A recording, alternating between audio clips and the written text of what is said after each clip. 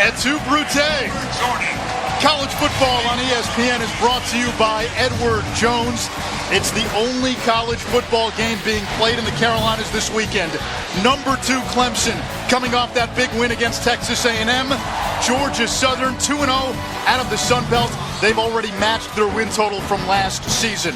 Hurricane Florence looms large. We're not really going to feel the effects during this game. Temperatures in the low 80s. There is some wind, but the rain won't come until later in the day. Hurricane Florence, now downgraded to a tropical storm, has already forced a number of cancellations, and the game you're watching was originally scheduled for 3:30, being moved up to noon. Anish Shroff alongside former Longhorn Ahmad Brooks. Our thoughts are with those that have felt the impact of Hurricane Florence or are in harm's way, and sometimes sports can be that distraction, it can be that diversion if your thoughts are elsewhere, and hopefully we can offer that to you, if not for a few moments, then a few minutes, maybe a few hours, because there is a football game to be played, and we've got the number 2 team in the country.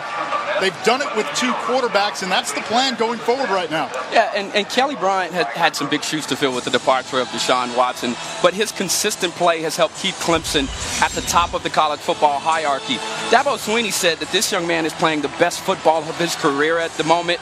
Part of that motivation comes from being pushed by the sensational freshman Trevor Lawrence, who Dabo Swinney also said has all the intangibles of a Deshaun Watson, yet he's bigger, stronger, and faster. I can't wait to see this young man get on the gridiron today. Alex Cordry down in the field. When do we see Trevor Lawrence? Anish, you're going to see him early in this one, around the 3rd or 4th series, according to co-offensive coordinator Jeff Scott. And as for Lawrence, he has to stay mentally sharp and ready, because he knows in order to earn more reps, he's got to be reliable, consistent, and calm when called upon. They said that comes natural for the young quarterback. We laughed with Dabo Swinney. He says you look at him, you think he'd be Mr. Hollywood, easily distracted with those long locks, but he is as sharp as ever.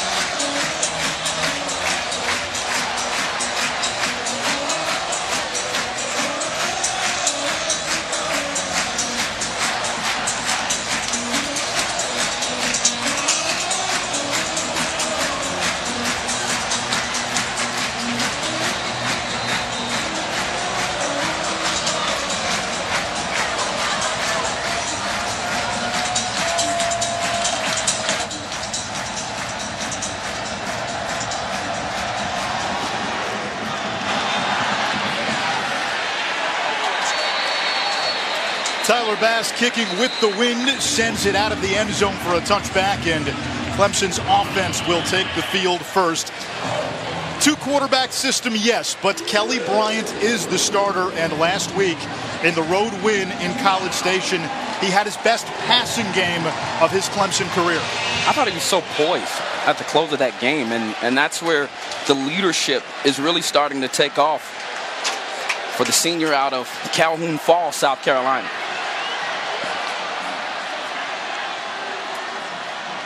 Travis Etienne straight up the middle for a gain of 6 on first down. Etienne with a touchdown in both games this season. Pick up a 7 yards on the play.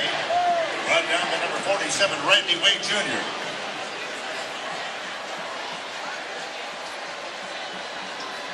Bryant throws. The reliable Hunter Renfro, who extends his consecutive game with a reception streak to 31.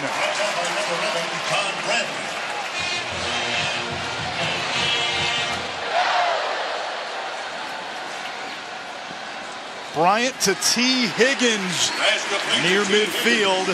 Now the sophomore coming off a monster game against A&M. 3 catches, 123 yards.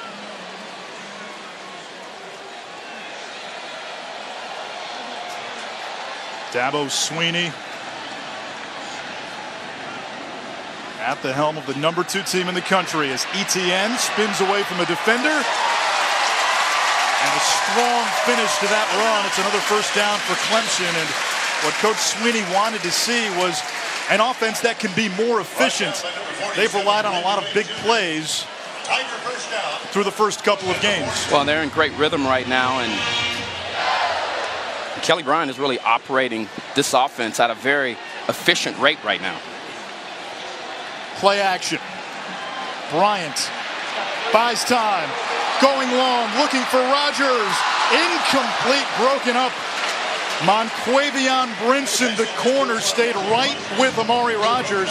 Brinson had 5 picks a season ago. Yeah, that ball was underthrown. Rogers had gotten behind coverage. You see it here at the bottom of your screen. Bryant recognized it late and couldn't get enough mustard on that throw to get it over the top.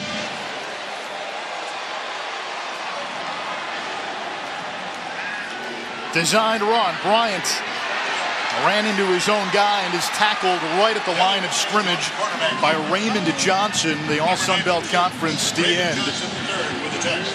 Georgia Southern a little short-handed defensively today. Starting safety Joshua Moon and starting nose tackle Ian Bush, both inactive, suspended because of a violation of team rules.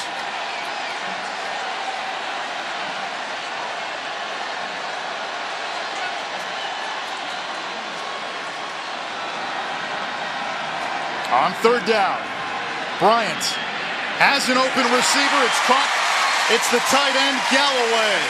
Braden Galloway with a first down at the 22-yard line, a pickup of 20. That was just great timing on the part of Kelly Bryant. Great anticipation here from the tight end. He sees they're soft in coverage. He finds a soft spot, and the ball was put on the money for a first down conversion.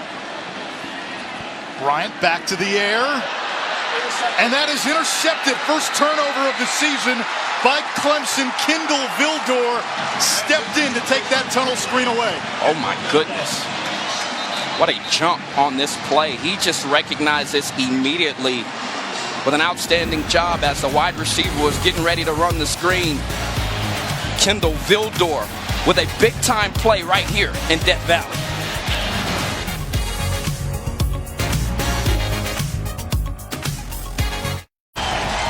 From Death Valley, it's the ACC on ESPN.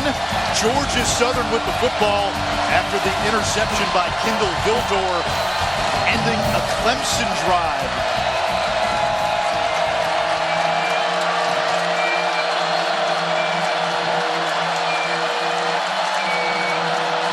South Carolina quarterback Shai Wertz, a local kid, grew up about 90 miles from here, runs for 6. This is how the Eagles got the ball. Was this on the quarterback or the receiver? Yeah, the uber-talented Justin Ross has to do a better job of selling that screen. You've got to make the defensive back think that you're getting into your route. He did not. Now, great anticipation there from Kendall Vildor, but the young freshman being schooled by a more veteran player on the opposite side of the ball.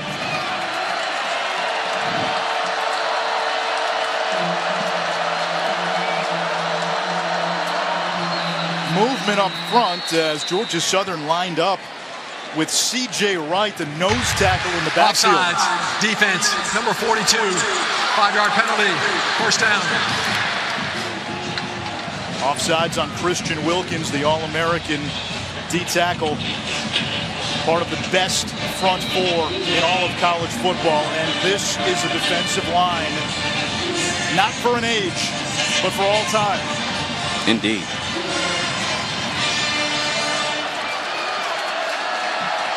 C.J. Wright, 94, stays into the backfield. Off the right hip of Shai Wertz. And there is big C.J. Wright rumbling close to the 40-yard line for a gain of 4. C.J. Wright. Well, that's one way to try to combat this large and athletic defensive line. Look at the big boy there. You'd like to see him get 2 hands on that football when he's coming through traffic. But that's good yardage on first down, and you see his teammates over there, I'm sure, hyping him up for sure. All right, how do we break through this Himalayan-sized front? We'll bring one of our big mountains. Wesley Fields now into the game at running back.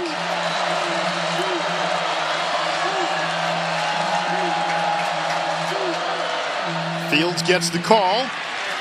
and able to maneuver his way to the 41. It sets up a third down. Wesley Fields. Pickup of 2 yards on the play. Stop by number 2. And the Eagles are still on schedule right now. This is the perfect distance for them. Maybe a yard or two short of their mark, but they can get into all of their zone read option, run-pass options that this team likes to get into. And if I'm the Eagles, I want to put the ball in the hands of my quarterback, Shai Werts.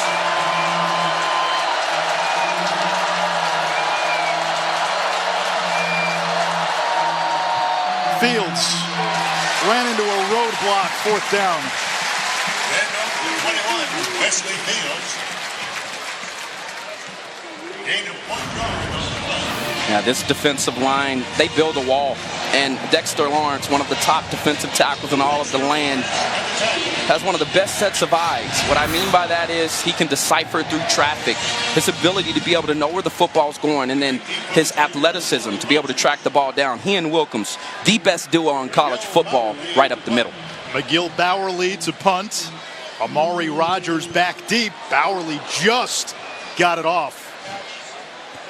Rogers makes the fair catch at the 15-yard line. So the Clemson turnover doesn't lead to points for the Eagles. Still scoreless in the first. Football is presented by Edward Jones because understanding what's important to you matters. And in part by Mountain Dew. Do the do. Clemson making its famed Tiger Walk before the game as they make their grand entrance into Memorial Stadium. Tigers 2-0, as is Georgia Southern, led by Chad Lunsford, who took over when Tyson Summers was fired after 6 games last season. And Lunsford has been an assistant at Georgia Southern for 5 different head coaches. They wanted to get back to the identity of the program, and that is option football. And it's worked for them. And I think it fits their personnel. And this Georgia Southern team, when it's all said and done, should be able to make some noise in their conference. Kelly Bryant keeps it on the zone read. And Bryant B-buttons his way to the 31-yard line, a gain of 17.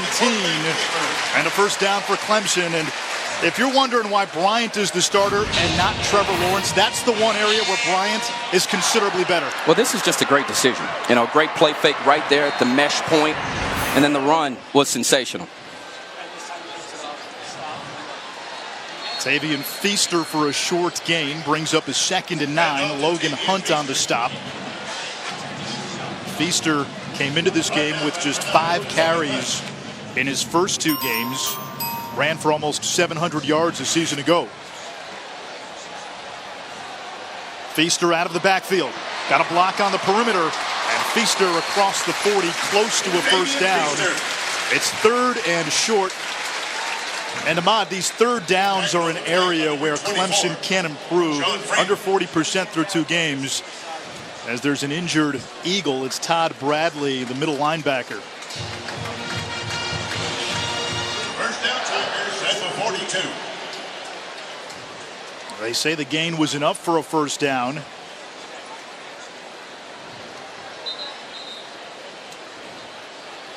Bradley down for the Eagles. We will step aside.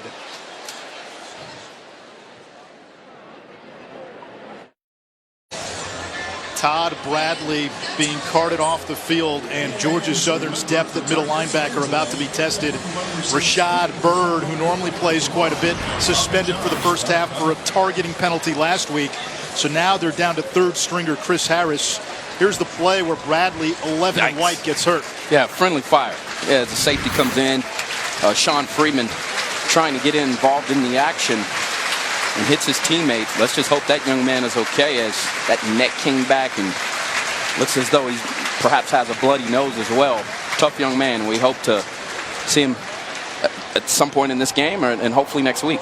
A young man who's coming off a knee injury. First down, Tigers at 42. So 32, Chris Harris steps in, 3rd string middle linebacker. They give this to Feaster. Plows his way to the 49, close to midfield. A gain of 8, and right now Clemson doing what it wants in the run game. Well, and part of that starts with the young men up front, Hyatt, Simpson, Falsinelli, and Stewart, if they can continue to get that type of push, it's going to be a long day for the Eagles. Back to Feaster. First down into Georgia Southern territory. And off to Tavian Feaster. He picks up the first down.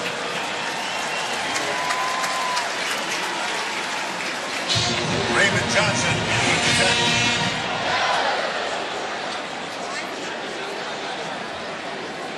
Travis Etienne now back into the game at running back. He gets the call. Etienne has the edge into the secondary and finally driven out of bounds by Brinson after a gain of 18. So this Eagles defense, which hadn't given up a lot of big plays in the first two games, already being gouged for some big chunks in the first quarter.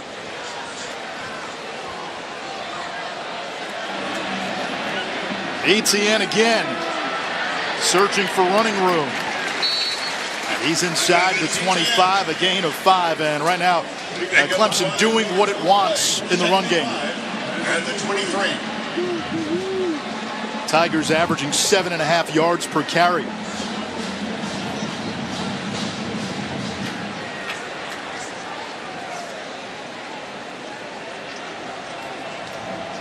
Screen pass, Samari Rogers. Got a block from Renfro, and that block able to spring Rogers for a first down. Yeah, and Rogers brings a different element to this team. And talking to co-offensive coordinator Jeff Scott, who also is the wide receivers coach, he's a smaller guy in terms of stature, but he's very strong in the lower half of his body, and he can break through wimpy tackles. Speed option, Bryant keeps. Flag down after a short gain.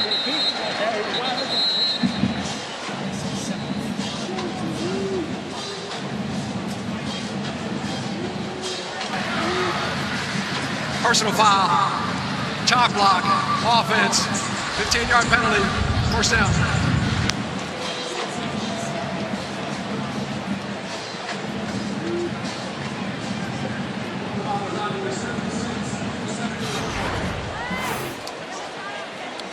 You'll see it here in the middle of your screen.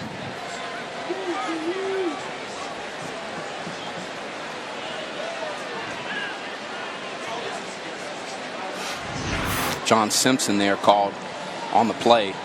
15 yards. That really sets them back and gets them behind the chains.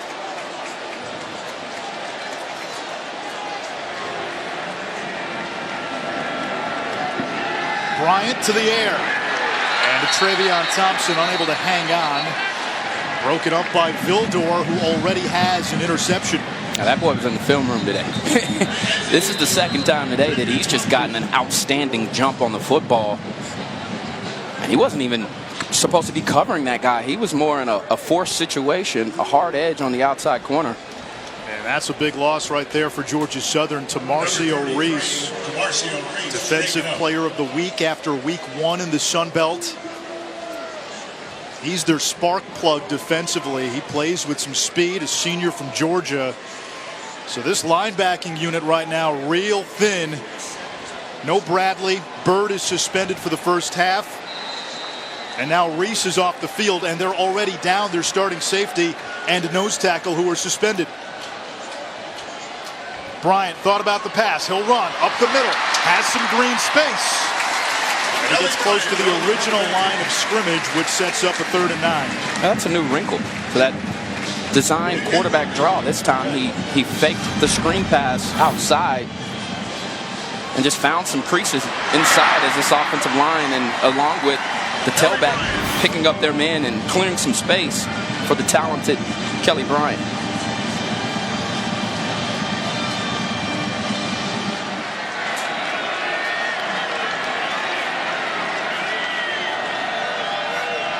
On 3rd down, Bryant to the air, has time. Now flushed. And he is sacked. How about Chris Harris, the 3rd string linebacker, coming into the game? And it's now 4th down for Clemson. Well, in this secondary, doing a good job of covering downfield. And the hardest place to score is when you start to get into this red zone and space starts to tighten up. And give them credit. With only a 4-man rush, they were able to get some pressure. And because the backhand held true to their coverage, Harris was able to come in as a third-string linebacker and pick up a very important sack on third down for the Eagles. A 39-yarder for Greg Hugel, who missed most of last year with a torn ACL. Kick is up. And no good. So Clemson has driven inside the Georgia Southern 30 twice. An interception ended the first drive. The second ends on a missed field goal.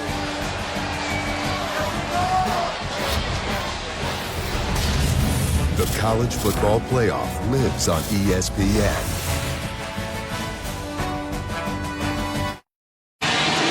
Anish Ralph, Ahmad Brooks, Alex Cordry down the field. Scoreless first quarter. Clemson has thrown an interception. They just missed a field goal, and Georgia Southern has it at their own 22.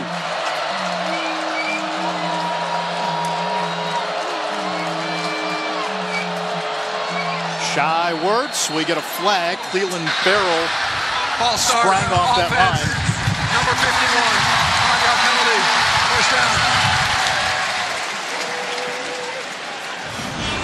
Yeah, Aaron Dowdle flinches here, and this is what you're coached to do. If you're Cleveland Farrell and you see that offensive line jump, you are taught to push him back so that the officials are able to make that call.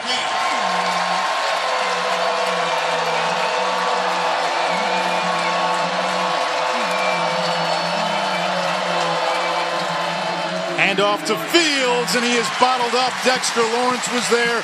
So was Christian Wilkins. Part of that Power Ranger defensive line for Clemson.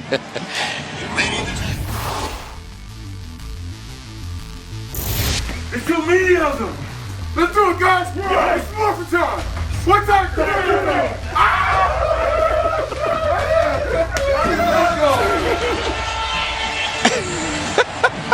How about Dexter Lawrence is the pink Power Ranger? That is a phenomenal. Spandex. They call themselves the Power Rangers. Brainchild of Wilkins, who's the leader of that group. Monteo Garrett picks up 4. Now that false start penalty on first down gets Georgia Southern behind the chains. It's an offense that's thrown it 16 times coming into the game. They've run it 112 times. They get behind the chains. It takes away what they do best. They are uncomfortable in these types of situations, and it really does stress the offensive coordinator in these types of situations. And if you're the Clemson defensive backs, what you want to do here is keep everything in front of you. Come up and wrap up, make a play in front of the chains. As Shy Wertz is put in an uncomfortable situation passing on third and long. The play clock ran out. Here comes another flag. First charge timeout, Georgia Southern. Now Georgia Southern able to call a timeout to avoid the delay of game. Shy Wertz, the quarterback for the Eagles, grew up coming to Death Valley. He is from Newberry, South Carolina, about 90 miles east. Recruited by Clemson. They offered him, but not as a quarterback, as an athlete. They looked at him as a potential defensive back. He came to Georgia Southern because he wanted to play QB. Well, you know, out of West Texas, I was recruited as a midline option quarterback, and I know that predicament. And I'm sure Shy Wertz, his thinking was, hey, I've never played defensive back. So why would I go and compete at a university like this when I know I can play quarterback? I'm comfortable at that position. And Shy Wertz is a phenomenal athlete. When you watch him on film, his speed, his quickness, his agility, they all stand out. And if he gets loose in the open field today, he will be as comparable as anybody on the Clemson side of the ball in terms of his burst, his acceleration, and his ability to break free.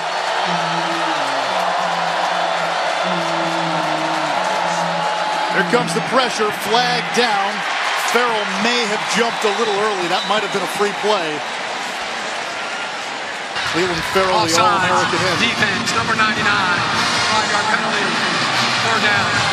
Yeah, he licks his chops in these opportunities. Third and long. Farrell knows this is money-making time. Already with 3 sacks on the year. Just got to jump.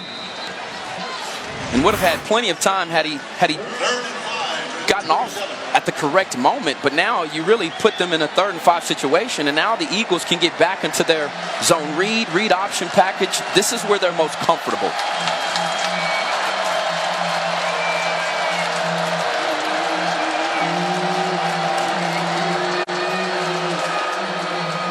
Words under pressure, thrown to the ground, and canceled by Austin Bryant.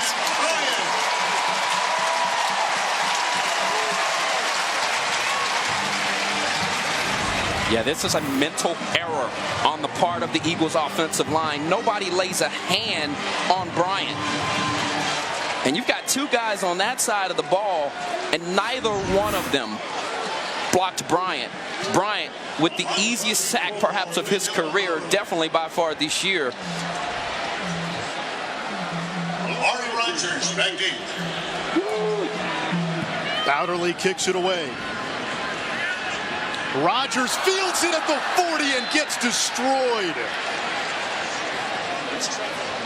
Let's check in with Chris Cotter in the studio. Anish Ahmad, just a few miles to the southwest of you guys, is Athens, Georgia. Jake Fromm, already 1 touchdown pass on the day. Make it 2. Here finding Jeremiah Holloman. This game over on ESPN News. Dogs up 14-zip. That game also moved up to noon because of the hurricane, and we have our first Trevor Lawrence sighting for Clemson. Last week, the true freshman on his first pass attempt against Texas A&M hit T. Higgins for a touchdown. It was a beautifully well-executed football, and I'm not sure if I've seen anybody with this young man's arm talent at his age. Lawrence to the air. He's got Kendrick. Darion Kendrick picks up about 5. Trevor Lawrence, the #1 pocket passer coming out of high school, #2 player in the ESPN 300. This kid has been hailed as the next great thing since about 8th grade. Lawrence back to the air. Kendrick has it go off his hands, incomplete. 3rd down. One thing that I want you to watch while you're at home, the efficiency, his throwing motion. Now, there's a lot of quarterbacks that can get the ball out of their hand quickly, but this young man is accurate when he does it. And one of the best parts of his game is being able to buy time. And at 6'6", he's still very mobile in the pocket and able to really slide around, which allows him to be able to throw at these different arm slots and different throwing motions. Lawrence again to the air on 3rd down.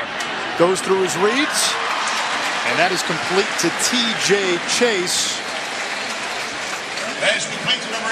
And it appears to be enough for a 1st down. It is. When we talked to Dabo Swinney, we were telling him about, you had Deshaun Watson. And Watson has been on, or Swinney's been on the record saying, I'm probably never going to coach another guy as good as Deshaun Watson. And Trevor Lawrence comes around. He's a special talent.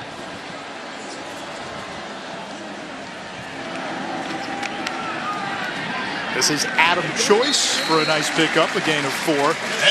You think about what's made Clemson successful. Look at the quarterbacks that have come through. It started with Taj Boyd, Deshaun Watson, an all-timer. Kelly Bryant, no slouch, got this team to the college football playoff last year, and Trevor Lawrence is going to be the face of college football the next 2 years. Choice. Ball is out. And Georgia Southern covers it up. 2nd turnover by Clemson.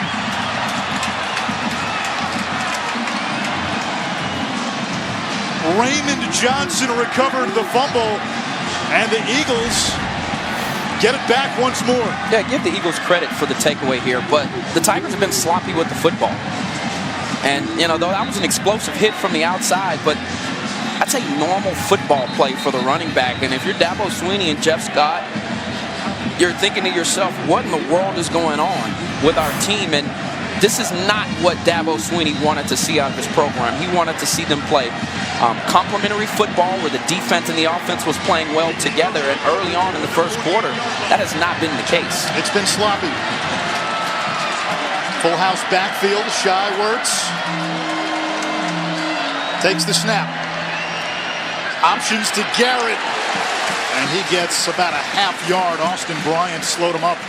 Oh my goodness, Isaiah Simmons just ran right through the blocker, nearly pushed him back to the goal line. Just an explosive play which really shortened that edge and forced the running back to have to turn and cut up tight.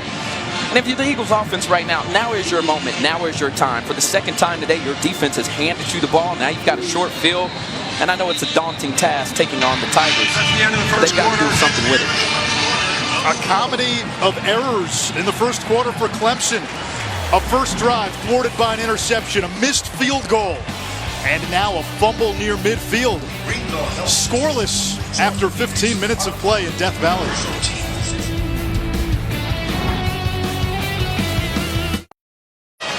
Clemson's on pace for almost 600 yards of total offense. They gave up only 12 in the first quarter. The scoreboard, though, tells a different story. Yeah, this is not what Dabo was expecting from his team. He wants them to play complementary football where they're clicking on all cylinders at the same time. 2 turnovers and a missed field goal. Shy Werts to the air, off his back foot, and he overthrew Cam Brown, his intended target, who's from right up the road in Greenville, South Carolina. First pass attempt for the Eagles. Yeah, I like the shot here. And you know, tight end actually had him over the top, and Shy Werts did a good job of trying to lead him into the throw, but just a tad bit out of the reach. But I like taking a shot there on second down. The issue is now you're back to a third and long situation where we've talked enough ad nauseum about this team not being prepared for these types of moments. And you would expect Shy Werts, if I'm the Eagles offensive coordinator, I'm going to get him on the move where he has a two-way go, where he can run the football if it's covered downfield.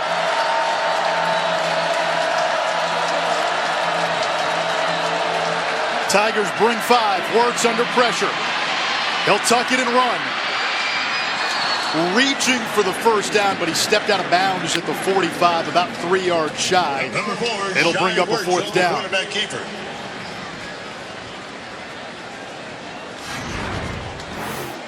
Yeah, and you can see the busy feet here. Shy Werts realizes that he's taking on one of the top defensive lines in the country and just snuck out of the backside of that pocket where it was able to open up, but not enough for the first down as this Tiger defense doing their job once again. Now what would this offense do? Can they punch one in? Third punt for McGill Bowerly. Fair catch called for by Amari Rogers, lets it bounce. It takes an Eagles bounce as it dies at the 7-yard line. Tonight on ABC, Big 10 meets Big 12 in a top 20 matchup. 4th-ranked Ohio State, number 15 TCU. They're at Jerry's World in Arlington, Texas.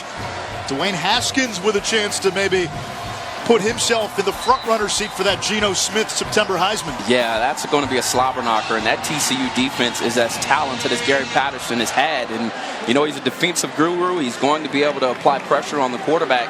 I'm looking forward to watching that one. Trevor Lawrence back out for his second series.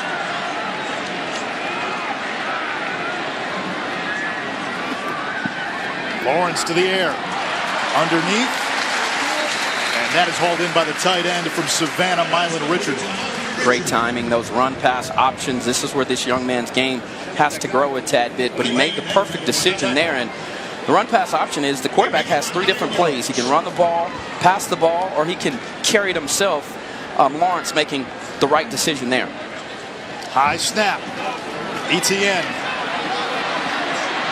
Changing direction. And somehow makes his way out of the ambush and picks up a first down. Oh my goodness. A few injured players down on the field. That is Lane Ecton, junior from South Carolina. And the bodies have been falling on the defensive side for the Eagles. And Kate Stewart also injured on this play, starting offensive lineman. But watch this here, the wiggle, the juice. And Dabo Swinney said that this guy can flat out fly. And when he has an opportunity to really open up, yeah, he's like a sports car. That time there, though, navigating himself through traffic with outstanding cuts, really sticking that foot in the ground and getting north and south.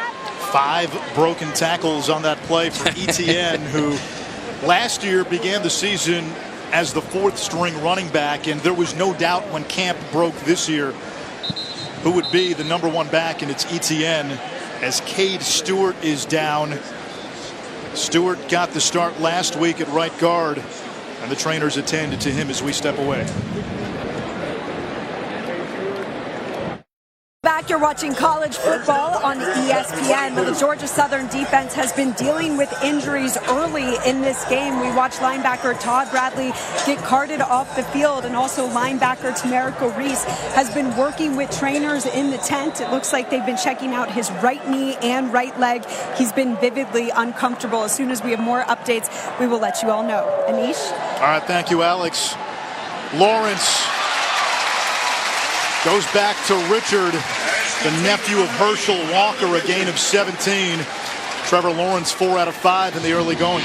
Yeah, and the departure and the injuries to those linebackers, those are typically plays where those linebackers are sitting right on that hash. And Lawrence right now is really picking them apart in the middle of the field because their linebackers are making the wrong decision. High snap, Lawrence handles it. Gives it to Etienne, who wiggles for a couple. Boy, that's twice now Travis Etienne has made a little something out of nothing. Yeah, this kid has juice. Clemson's first 3 drives ended with an interception, a missed field goal, and a fumble. The interception came inside the Georgia Southern 30, the fumble near midfield. Etienne out of the backfield. And he is to the 45-yard line. It sets up a 3rd down. Chris Harris on the stop. And that was a designed screen route. Nobody else from the wide receivers even ran a route. They immediately started blocking. And they were trying to just chip away at the chains here and to get themselves in a 3rd and short situation. This is a manageable down here. And no doubt about it, you put the ball in the hands of Lawrence and let him do magic. Lawrence to throw. Near sideline, T. Higgins makes the catch for the first down. That's going to hurt the old average. Higgins came into the game averaging 26 yards a catch. But it was an excellent conversion route, and what I mean by that, if the defensive backs are sitting high, he's just running a speed cut on the outside, and Lawrence with the great timing and pinpoint accuracy and able to put that ball in for a first down. Lawrence tosses to Feaster. Feaster breaks the tackle. And then shakes in, fakes his way for a gain of 6. Yeah, great job of keeping his legs alive. And those are the hardest players to tackle, Anish, when they are so active with the lower half of their body. Because once you hit them, they're either going to run through your tackle, but they're hard to also wrap up. You played with a guy in Texas named Ricky Williams. I know a little bit about that. Lawrence steps up. Hunter Renfrow wide open. Renfrow finally subdued at the 12-yard line. Little Barishnikov by the senior. It's a gain of 30. Lawrence making outstanding decisions. You heard me refer to it earlier, but once again, just an RPO package. The play fake there. Looks off the safety. Comes back to the middle of the field where Renfrow was waiting in space.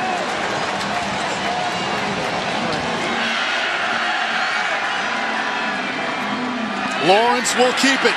Gets a block from Overton. And Lawrence using that 6'6" frame to set up a 1st and goal at the 2.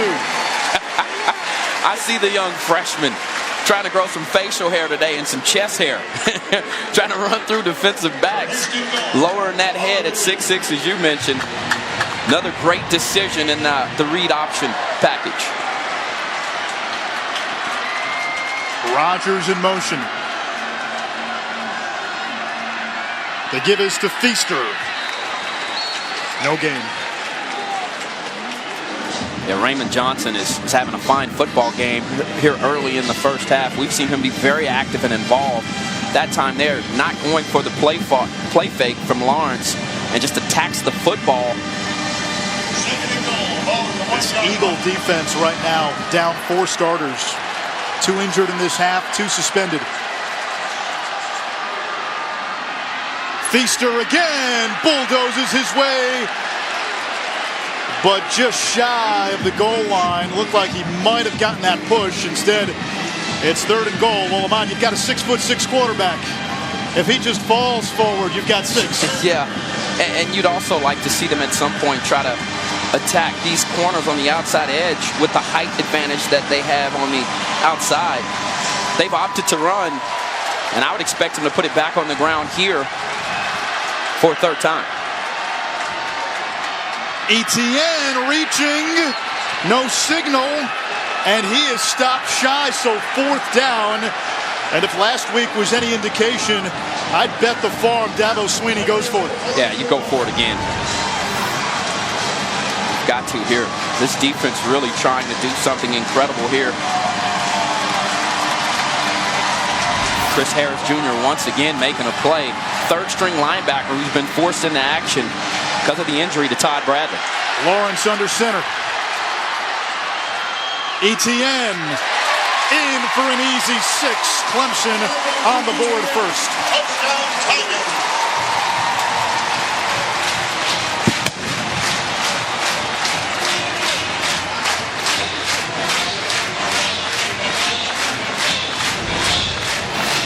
Etienne with outstanding vision here and following that fullback, and it was the left shoulder of that fullback, that right side of the play, which allowed him to open up that cut to the outside, which allowed the Tigers to get on the board for the first time today. Hugel's PAT is good. Travis Etienne, the sophomore from Louisiana, capping a 13-play drive with a short touchdown run.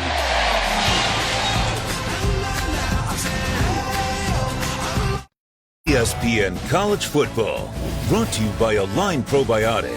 Realign yourself with Align Probiotic. And the all-new, totally remixed Volkswagen Jetta.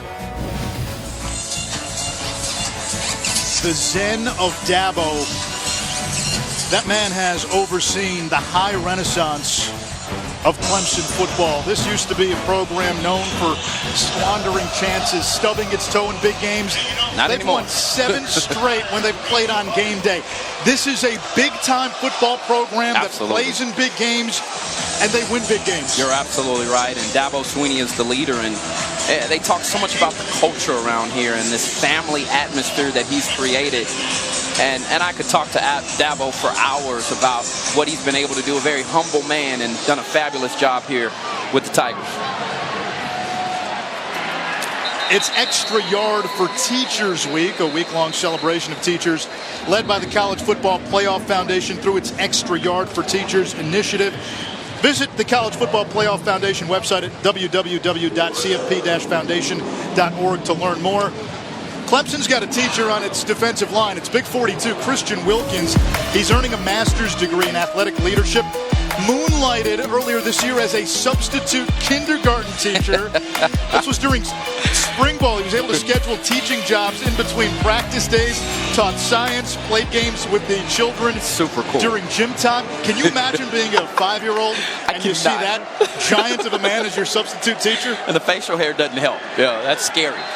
He's a gentle giant, though. Indeed. And one of the great personalities in college football. Offense, 5-yard penalty, first down. It was Wilkins who has really been a part of that Power Ranger moniker that started with this defensive line a few years ago. The starting 4 on the D-line, 3 of them, Bryant, Lawrence, and Farrell, all live together. And Wilkins is the guy who occasionally lives there but doesn't technically pay rent. He's the oddball. One thing that's not odd about his game is his ball get off. And Brent Venables, the defensive coordinator for Clemson, said he's got the fastest set of eyes on this team. What does that mean? It just means he's able to dissect plays very quickly, and he doesn't guess wrong often.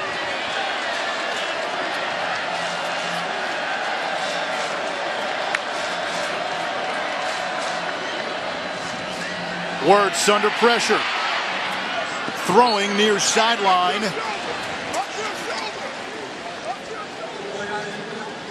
And it's an incomplete pass in the direction of Wesley Kennedy, the sophomore from Savannah. Kennedy's been a big play threat. 4 catches on the season, good for 100 yards. That's 25 a catch for the math majors. And Xavier Thomas, number 3, the defensive end, a very special talent that these Tigers have brought in, and he's a real thumper on that edge, and he is developing into one of the more special freshmen throughout the country. You'll watch him today and be very pleased with his play. A five-star recruit. Not much running room that time. So 3rd and long, and if Georgia Southern is to have any chance, you have to avoid 3rd and long where the defense has a pretty good idea of what you're going to do. Manish, you're right. This is the worst case scenario for this team, and despite Charwart's ability to be an athlete, one of the parts of his game that he's still developing and working on is being able to stand comfortably in the pocket, and it's hard to do that when you've got 4 monsters chasing you down, planting landmines all over the pocket like Clemson has. Wirtz under pressure, and he is sacked by Xavier Thomas. There's the blue chip freshman. Yeah, get used to seeing him. He is a special talent. Watch the ball get off here. I mean, they're going 3 deep into their bag right now. And it's a 5-star blue chipper. Watch the ball get off here. Just no chance. And frankly, that wasn't even great hands at the point of contact there with the right tackle. But it just goes to show you that Clemson right now, where they're at. And Dabo told us yesterday, this is the most complete team he's coached here at Clemson. Just to give you an idea of how talented this group is. And all they've done is gone to the college football playoff 3 years in a row. Oh, my. There's Rodgers from the 37. He's got midfield.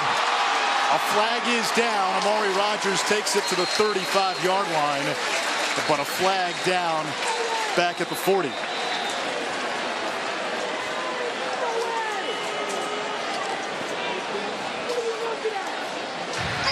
During the return, holding. Receiving team number 18. 10-yard penalty. First down, Clemson. Timeout. And as TJ Chase was running off the field, Dabo Swinney was giving him an earful. When you negate a play like that, boy, is it a bad play for the Tigers.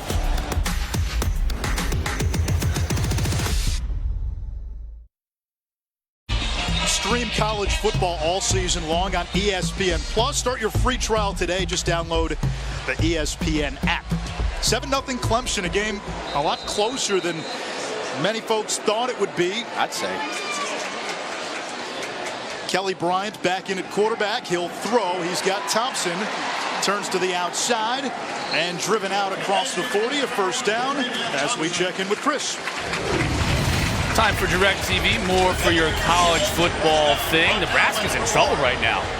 This is Sedarius Booker from Troy. They're already down 3-0. He's going to take this one to the end zone, this punt return. So it's 10-0 Troy on top, and they're driving for more right now in Lincoln. Kelly Bryant taken down at the line of scrimmage by Kendrick Duncan. Troy, one of the teams to beat in the Sun Belt, picked to finish second. App State picked to win the league, and Georgia Southern picked to finish fourth in the East. Yeah, Kelly Bryant came up gimpy on that play after a fine tackle there from Kendrick Duncan. They were trying to run a quarterback power to the boundary, and Duncan with a very physical tackle. Lawrence is in the ballgame. Now we'll monitor that. That's the freshman Lynn J. Davis, and it brings up third down. Let's see if we can see what happened to Kelly Bryant. Yeah, this was a physical tackle as Duncan is replacing Joshua Moon, who was suspended. And he also came down kind of awkwardly on the front part of his chest as he's raising his arms up. Sometimes that ball gets lodged in the wrong position and can knock the wind out of you. On third down, Lawrence to the air. Blitz picked up by Davis. Downfield, wide open, Justin Ross. Ross, a couple of great juke moves. He is the future at Clemson, and you got a glimpse.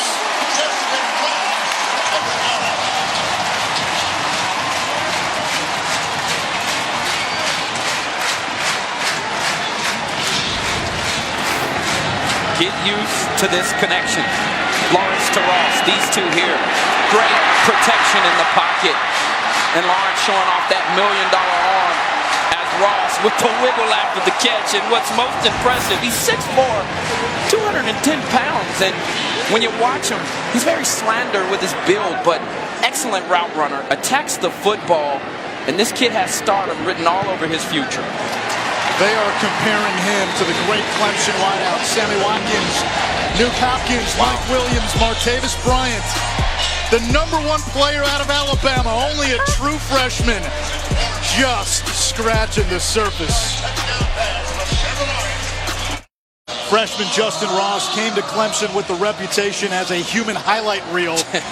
During fall practice, he went viral with this catch that he made, high pointing it, sort of Odell Beckham did, and then a couple of sweet juke moves for a long touchdown catch and run to make it 14-0 Clemson.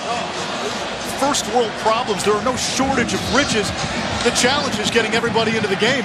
And you saw it right. That kid's from Alabama. They went and stole him right from underneath Alabama and Auburn's nose. Speaking of Alabama, Nick Saban and #1 Bama travel to Oxford to take on Ole Miss tonight. Coverage at 7 Eastern on ESPN. Remember, the Rebels beat Bama in 2014 and then again in 2015. And will we see Clemson and Alabama again? You know, these are definitely the two superpowers of college football. And when you look at the talent, you look at their head coach, it's obvious to see why these two programs have had so much success here recently. Wesley Fields on first down for a gain of 3. Georgia Southern has run 14 plays for 22 yards in this first half.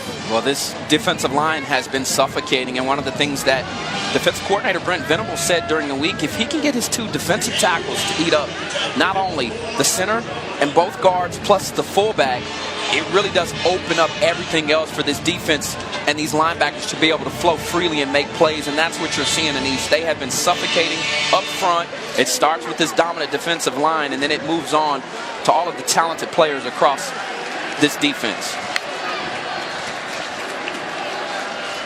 Wirtz to the air.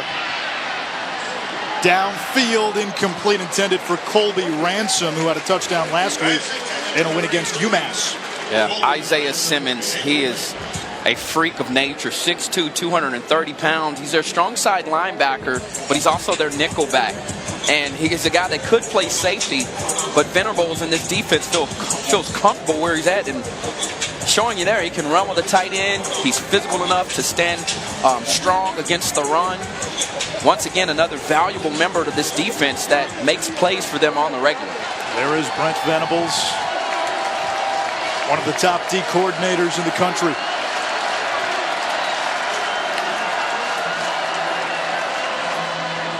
Wirtz on the option and taken down by Kendall Joseph, shy of the marker. It's 4th down. That's great effort there from Joseph to be able to chase down Wirtz, who's as fast as anybody on the football field right now. And he was just trying to squeeze through that crack, but the Clemson defense once again, they are 0 of 5 on 3rd downs, and that's the 4th straight 3 and out. 5th punt is about to happen. Clemson Tigers defense, one of the top units in the country, as they are priming up and getting ready for ACC play. They will be ready. Bowerly to punt, gets it off barely. Rogers, fair catch, and it's made inside the 25. Time for our Buick Drive recap. Ball spotted in the 24-yard line. Bryant with an excellent job there, getting into that read pass option, and then Lawrence standing tall in the pocket, finding Ross with the wiggle afterwards. Special play as this offense comes back out on the field, led by Kelly Bryant, who limped off of the field before Lawrence came in, and now with his opportunity to show what he can do. Yeah, Bryant got banged up on that last drive. Lawrence finished it. Number 2 back in. ETN in the open field. And taken down in Eagles territory at the 40. A gain of 35. Clemson came into this game with 6 plays of 40 yards or more, tops in the nation. You want to see his speed right here. He destroys the angles of defensive players there. You think he's going to be in one spot, and he's not. And just about the time you get there, he blows by you. Bryant to Cornell Powell on the screen for a short gain. Now they rotate in so many guys, and it's one thing to do it against Furman or Georgia Southern.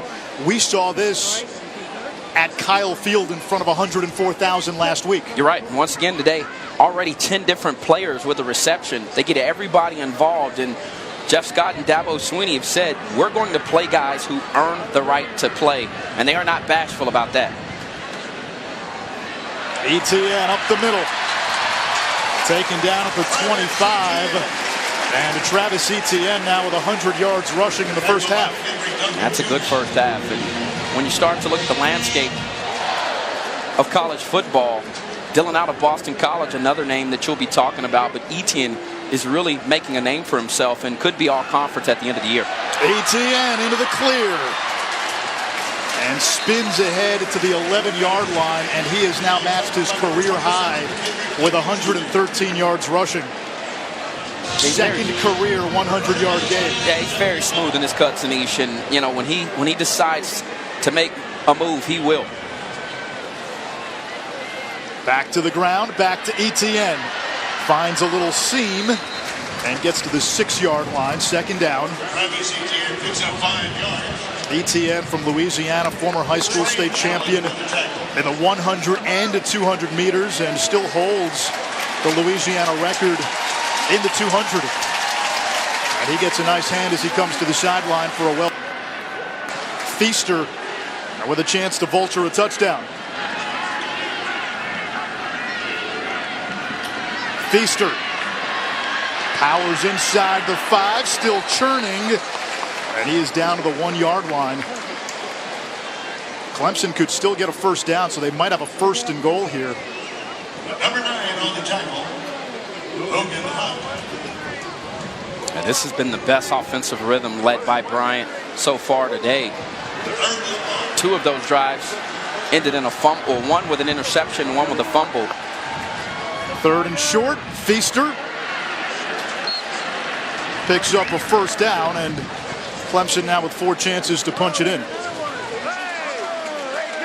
And the zone read inside of the 10-yard line is the bread and butter, as the Tigers call a timeout. 57 seconds to go in this opening half. Clemson with a 2-touchdown lead. Some sloppiness in the opening quarter when Clemson turned it over twice and missed a field goal. They've had no trouble moving the ball up and down against Georgia Southern, almost 400 yards of total offense, but now the missed field goal, the interception when you're close to the red zone, the fumble at midfield. Dabo Swinney felt they made too many mental mistakes, too many errors, too many penalties. Still won at College Station. That's what they want to clean up. He felt the big explosive plays overshadowed the smaller stuff. You're absolutely right. And early on in the year, you expect some of those early season jitters. But when you're a well-oiled machine like the Clemson Tigers are, it's frustrating. He also said they had their best week of practice this week. And I think that allows Dabo Swinney and the staff to continue to press in, to keep these players humble, despite all the success that they've had in recent years. First and goal from the 1. Feaster in the backfield. Feaster leaping into the end zone for a Clemson touchdown.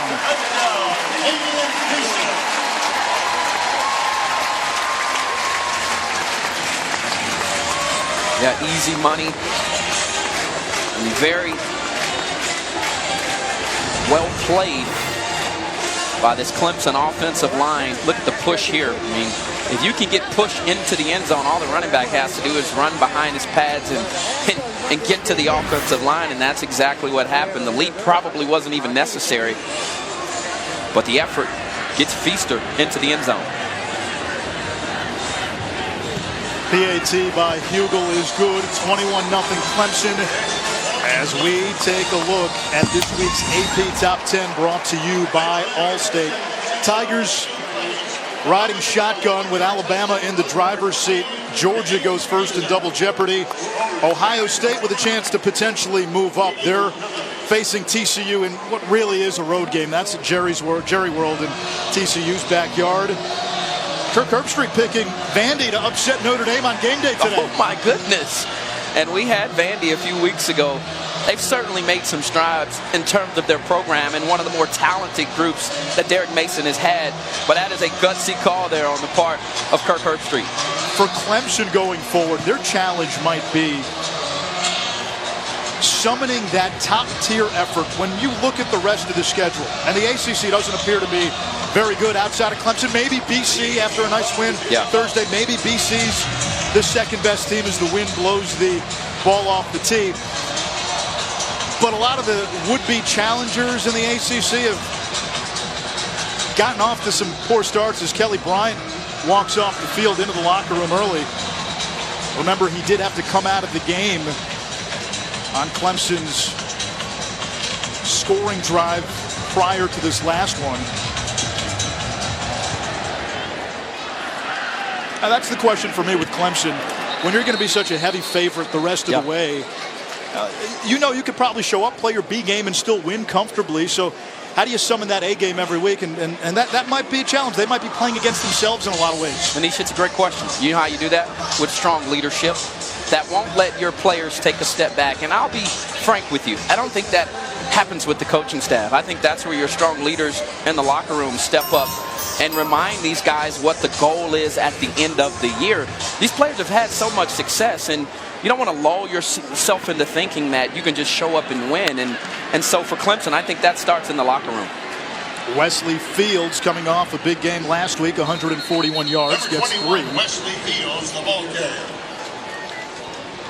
Clock continues to run. Georgia Southern does not take a timeout. Trey Waller with the tackle. And Fields swallowed right at the line of scrimmage, 3rd down. Clemson on its last 3 possessions. Touchdown, touchdown, touchdown. After going interception, missed field goal, fumble on its first 3. Yeah, that's more like the Tiger offense as this game will head into halftime. A bit of a bumpy start for Clemson, but they flashed that championship pedigree in quarter number 2 with 21 unanswered, and the Tigers take a 21-0 lead into the locker room. This defense has still not given up a first-half touchdown. In fact, Clemson, through 3 games now, has surrendered only 3 first-half points. Well, they've been suffocating today, and you can't say enough about what they've been able to do to really help this offense get into a good rhythm. Down to Alex.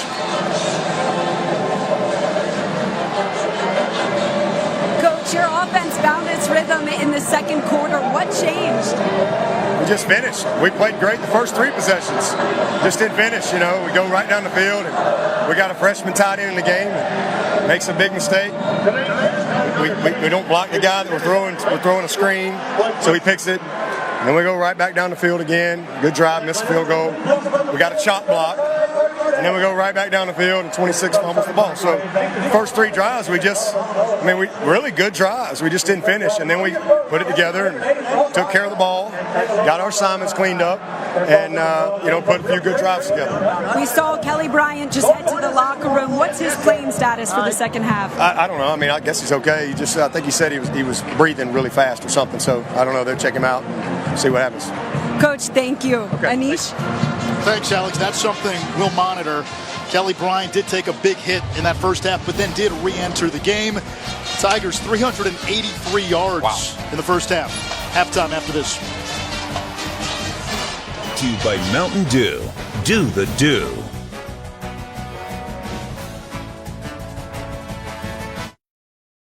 This halftime report is brought to you by the all-new, totally remixed Volkswagen Jetta. College football on ESPN brought to you by Edward Jones. Clemson a comfortable 21-0 halftime lead on Georgia Southern. Neither team scored in the first quarter. Clemson scored a touchdown on its last 3 possessions of the first half. And Schroff alongside Ahmad Brooks. Little sloppiness early, then Clemson calmed down. Trevor Lawrence made some big plays as well. Mental errors, mental mistakes on the part of the Tigers, but they came back and cleaned it up. And the quarterbacks both ended up leading their team to a scoring drive. But early on, it looked like it wasn't going to be very good. Lawrence has had more control over this game thus far, but I also think some of the freshman mistakes that led to the turnover for Kelly Bryant, and then a fumble on one of those drives, a missed field goal. But this team came back out in their last 3 drives and really had command of the Eagles. Kelly Bryant took a big hit in that first half. Came out of the game during a drive. Trevor Lawrence completed that drive through a touchdown, and then right before halftime, Kelly Bryant went to the locker room early. He has not come back out on the field.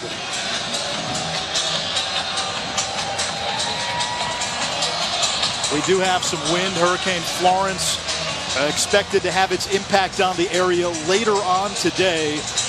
Game time temperatures were in the low 80s, but there is a wind of about 15 miles per hour, and right now Clemson kicking with the wind.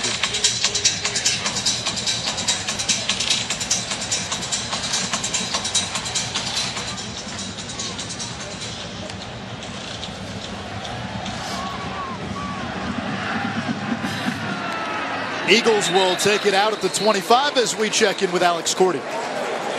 Anish, thank you. Well, had a chance to catch up with Coach Lunsford. He said he was very pleased with his defense in the first half. He said they kept us in the game, but what happened? They played 50 plays.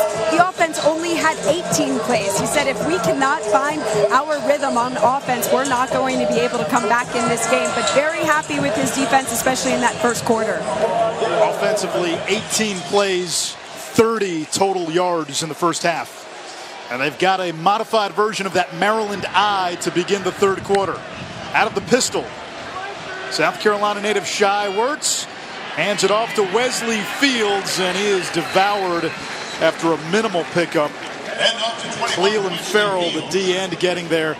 We told you about this Clemson D-line, Ahmad. It's not just the best D-line in college football. You can argue it's the best position unit in all of college football. Yeah, you could. And I think when you start to look at the depth of this group, it's just scary. We saw Xavier Thomas early on, the talented freshman with a sack, and they're just littered with talent all in that room. And I love the way they push each other, most importantly.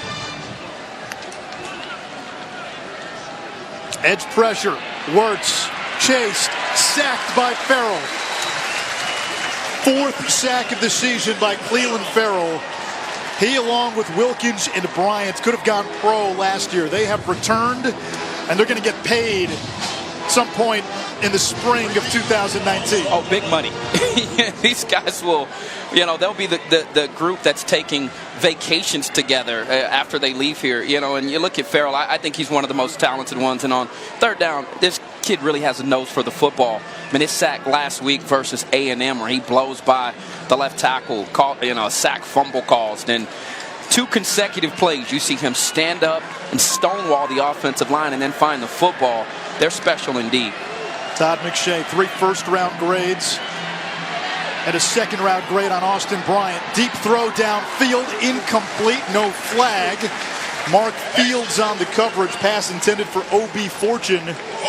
It'll bring up 4th down, and Georgia Southern now 0 for 4 passing. Yeah, I'd like to see Mark Fields there go up for the football and get the interception. I mean, he had him blanketed downfield, and instead of knocking that ball down, go up with 2 and pick it off at 5'10", 180, certainly showing the leaping ability to high point the football, but it was excellent coverage on the back end of that play for the Tigers.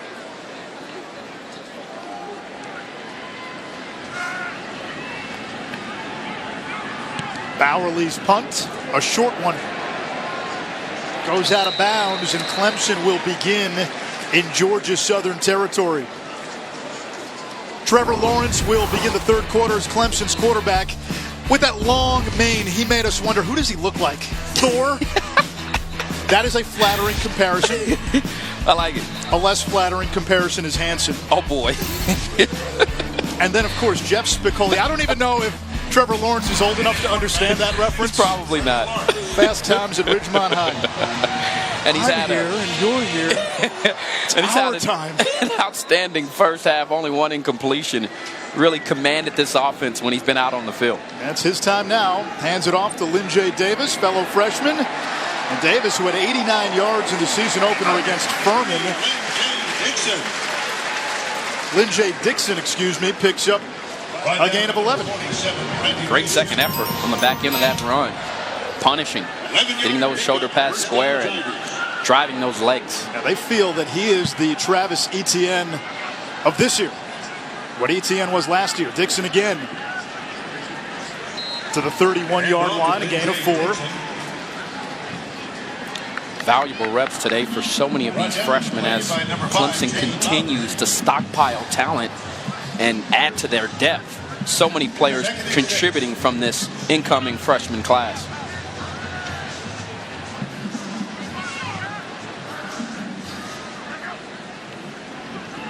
Lawrence fakes the toss, zings it over the middle to the tight end, Cannon Smith.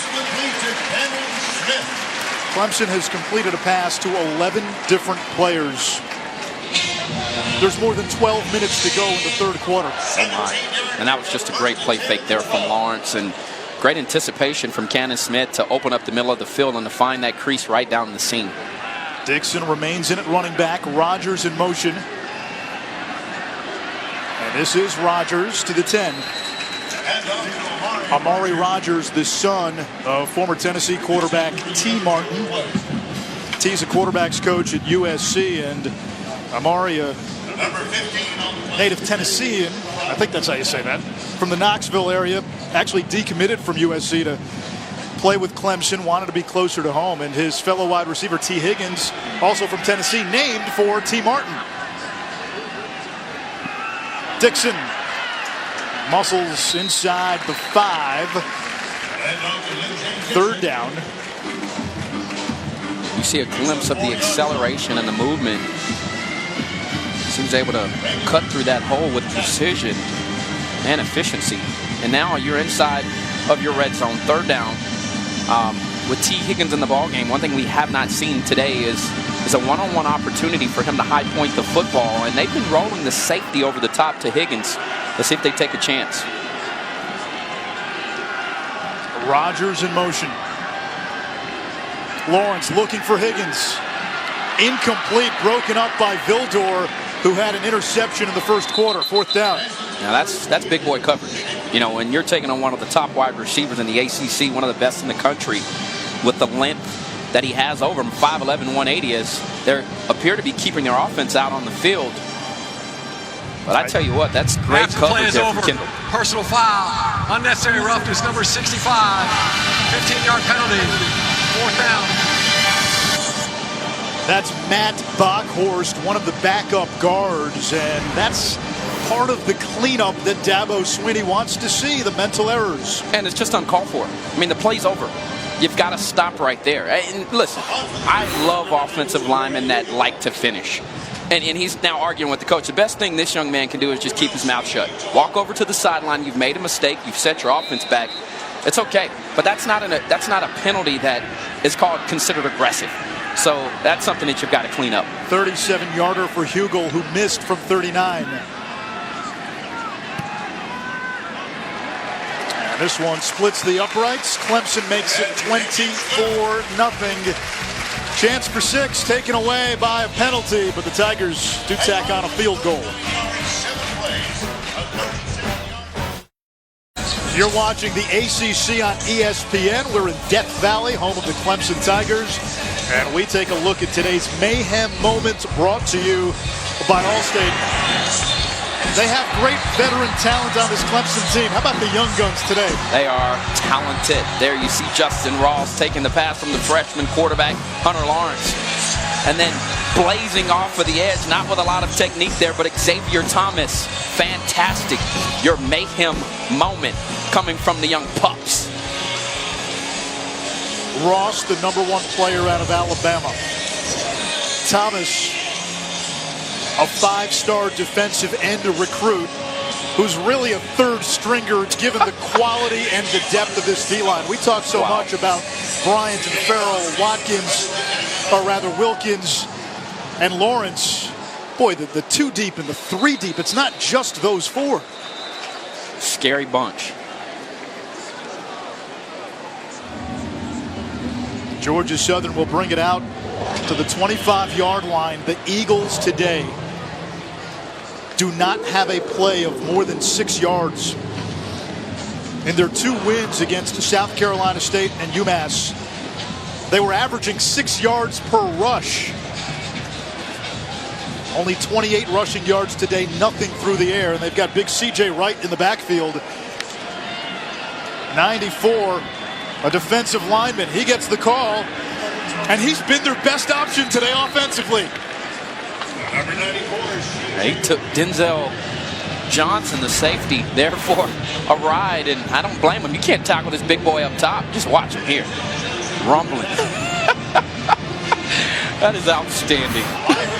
We're at that juncture in the game where there may not be a whole lot of mystery as to the outcome.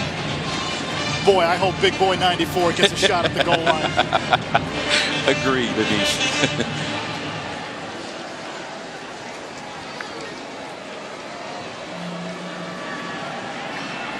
Wesley Fields going to be close to a first down. I think he's got it. He does. And that is just the 2nd first down of the day for Georgia Southern. Well, when you can get started on first down, it really does set up the 2nd and 3rd downs, especially in this offense that is methodical in the way they like to milk the clock, chip away at the sticks, come up with the 3rd and short. And a lot of offenses say that, but in order for this offense to thrive, they actually have to do that. Because of their lack of experience in passing the football, they don't do it a lot. And once again today, that's where they've really struggled the most, is being able to find themselves in 3rd and short situations.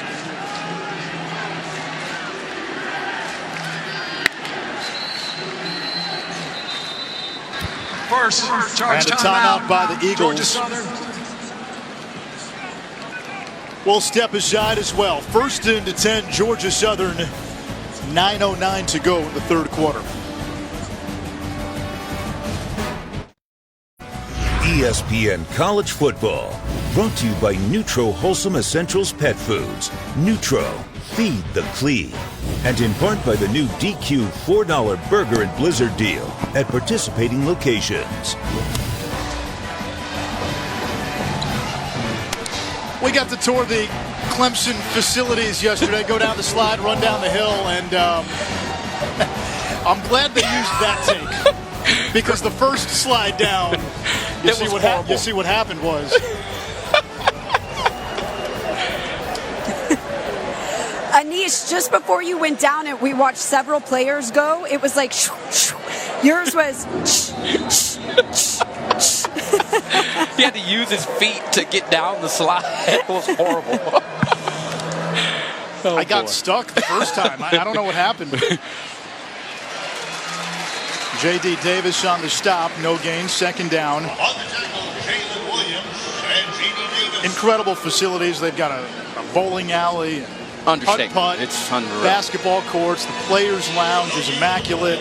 Great little food court. Dabo Sweeney's office feels like you're in a palace. Yeah, pretty much. And those are just some of the reasons why you're able to see this program led by that man continue to rise, if you will, in the ranks of college football. Wirtz will keep it on 2nd down. No gain. Were you nervous running down the hill that they had at the practice facility? You see, the question is how high do you get? You know, I didn't want to use my Jordan jump man on him. You know, I'm 5'8". I'm not a big, tall guy, but I didn't want to show off my hops too much. You get too high, coming down that hill, it's dangerous. You see the big offensive line prior to the game doing it. Hey, that requires skill. And that's why you did it, and clearly I did not. Big 3rd down here for the Eagles, and once again, this defensive line licking their chops, and you don't need to bring a lot of pressure if you're Venables when you have the top defensive line in the country. Showing blitz instead of 3-man rush, nearly intercepted by Fields. He read it from the get-go and would have had a pick 6. Yeah, great anticipation. He was in a cover 2 look on the outside edge as he's walking around shrugging those shoulders with some swag, and certainly great anticipation, gets a good jump on the ball, and once again this Tiger defense able to hold the Eagles to a failed third down conversion. They're 0 of 7 on third down today. This defense has played lights out. 40 yards on 26 plays for Georgia Southern.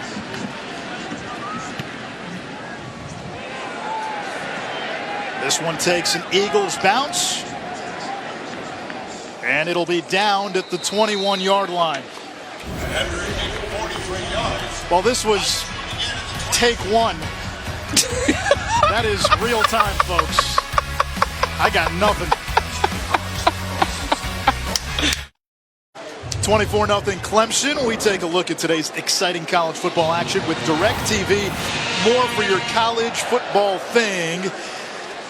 A lot of big games later today. Wisconsin gets a visit from BYU, Alabama to the Grove, Ohio State, TCU, a big one. And a lot of people think that Washington-Utah game is a potential upset special tonight. Trevor Lawrence back in there at quarterback for Clemson. And right now the concern for the Tigers is the health of Kelly Bryant. Bryant in the first half, if you're just joining us, took a hit during a drive, came out for that drive. Now, he did re-enter that game, but went to the locker room before the half ended, went early before the rest of his teammates, and he has not been back on the Clemson sideline in this second half. Yeah, and per Dabo Sweeney in the interview with Alex said that he was having some issues breathing, and the way he came down on that football was awkwardly, and sometimes that football will get caught in between those rib cages and the stomach knock the wind out of you. Let's just hope he's okay. The best part about it is this depth that they have at the quarterback position, where Hunter Lawrence is a special young man, and now he's conducting this offense. Third down for Lawrence. Finds Ross again, wide open middle of the field. And Justin Ross, who had a SportsCenter top 10 worthy touchdown earlier, picks up 29. I can't say it enough about the injuries and the missing their linebackers in the middle. A lot of those plays right up the seam are plays that their veteran players would be able to make. False start, offense number 73, 5-yard penalty. First right down. Tackle Tremaine Ankrum, who got a lot of praise from the coaches and especially head coach Dabo Sweeney this week.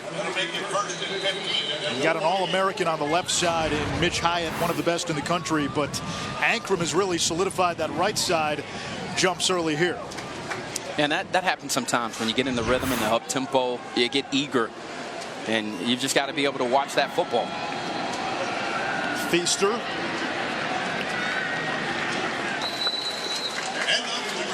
Clemson on its first 3 possessions went interception, missed field goal, fumble. They've scored on every possession since. 4 straight possessions and appear to be in rhythm right now as they continue to drive the ball downfield. Feaster out of the backfield. Bounces off Hyatt. And stiff arms his way across the 35 to the 31. Nice assist by the All-American left tackle. Yeah, and Houdini as an injured player down on the field for the Eagles. First down Tigers at the 32. Brinson able to get back up.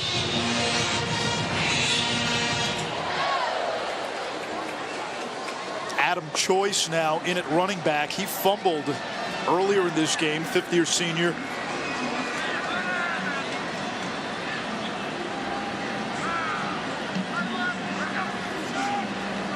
Choice up the middle. Barges inside the 30. And off to JU Feaster.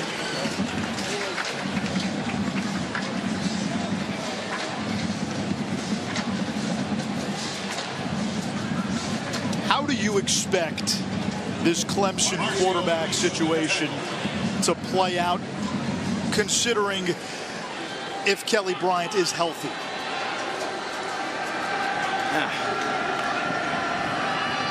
As Choice stumbles, he has not had a good day. It's a tough question, and it's one that the fan base will be asking. I I think Dabo Swinney summed it up best yesterday when he said he's never been in this position.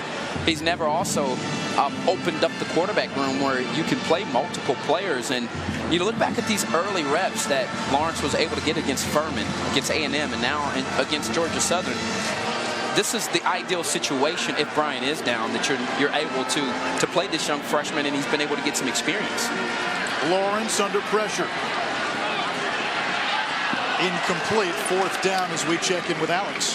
Anish Ahmad, we've been trying to get updates from Clemson on Kelly Bryant. We did hear a notification from the trainers. They said we will decline to comment on the quarterback. So Clemson being tight-lipped on Bryant. This is what happened in the first half. Takes a hit here. Came out of the game. Lawrence finished that drive. Bryant re-entered the game and then left for the locker room before the first half ended. Brinson is down again for Georgia Southern. And boy, for the Eagles and their head coach, Chad Lunsford, losing a lot of bodies. They do have a bye week that follows, but then it's league play. We step aside. 4th down, Clemson. 4th down for Clemson. Field goal team on. Trevor Lawrence. It looks like he's going to be the guy for most of this game. We may see Chase Bryce, the 3rd stringer, at some point. But on the outside, people can see the Lawrence-Bryant dynamic perhaps as a controversy. We talked to everybody here. They said zero drama. These two are friends. They root for each other. They get along. They help each other. And that's just a great testament to Bryant being willing to share his experience with the young guy. 47-yarder by Hugel is no good. He's 1 for 3 today. And we get a studio update with Chris Cotter.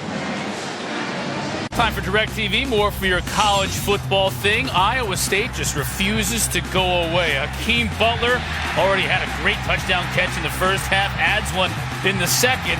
Oklahoma still on top by 13, but the Cyclones hanging in there on ABC. All right, Chris, thank you. Matt Campbell, what a job he's done since taking over in Ames. You saw signs of it last year. They continue to build.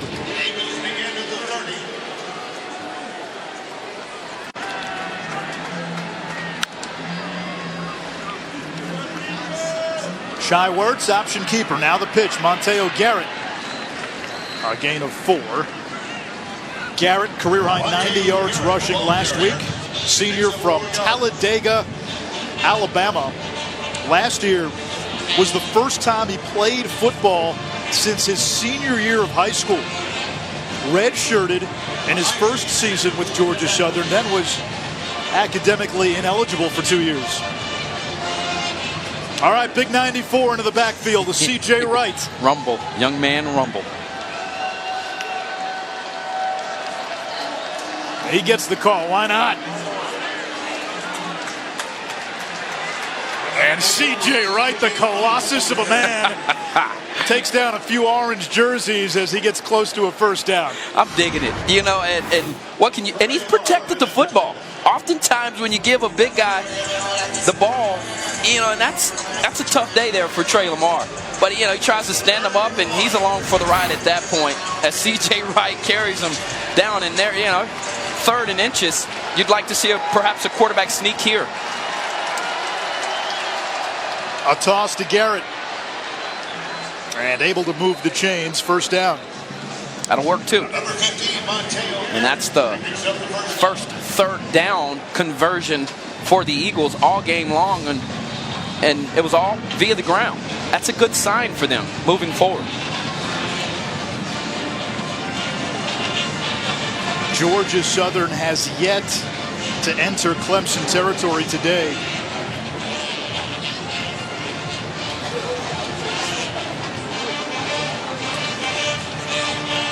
You know, you see that big old lineman in the backfield. Remember who played at Clemson a long time ago? Refrigerator Perry. Oh, yeah, that's a blast from the past. Shy Wertz for a short gain, or rather Monteo Garrett. Monday Night Football this week. Russell Wilson and the Seahawks in Chicago. to take on Khalil Mack and the Bears. 8:15 Eastern on ESPN. Khalil Mack and the Bears. Got to get used to saying that. I'm still trying to figure out that trade, and I love our former colleague, Mr. Gruden, but that just seemed asinine when I saw that come across the bottom line, to think that you trade away your best player on your football team. One of the best defensive players in the NFL. On second down, Wirtz on the option. Fields slowed up, and he will lose a yard. Isaiah Simmons, number 11 in orange. The coaches told us when he finally figures out the mental aspect of football, he's a star waiting to happen. Well, and what I like right now, they've given him a challenge inside with the nickel back position. That is the most difficult job in football, especially when you're covering a slot, because they've got space to be able to work, and the route tree really opens up for them. And Simmons has done a good job, and he's still learning that position.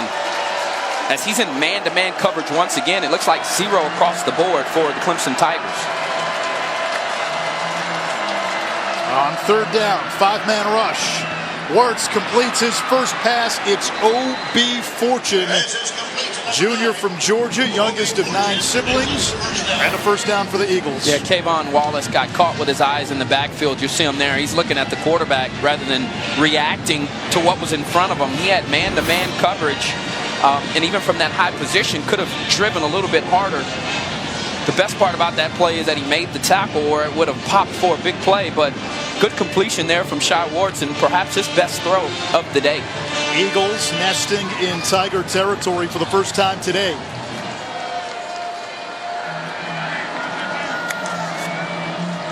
C.J. Wright, 94 in the backfield, rumbling. I tell you what, Ahmad, he's now their leading rusher. I can't get enough of this, all right? Can they just leave him in the ball game right now? Just let him eat. I mean, but how about the move there? You know, I mean, not only is he going north and south, the young man is moving laterally with the wiggle. C.J. Wright. Oh, my goodness. Keep it up, big fella. Where's my popcorn? And listen to the sounds of Tiger Bay. As we begin the fourth quarter, Georgia Southern has found a secret weapon in the backfield, and the 6', 290-pound freshman, C.J. Wright. He's averaging almost 6 yards per carry. The rest of the team, 1.7.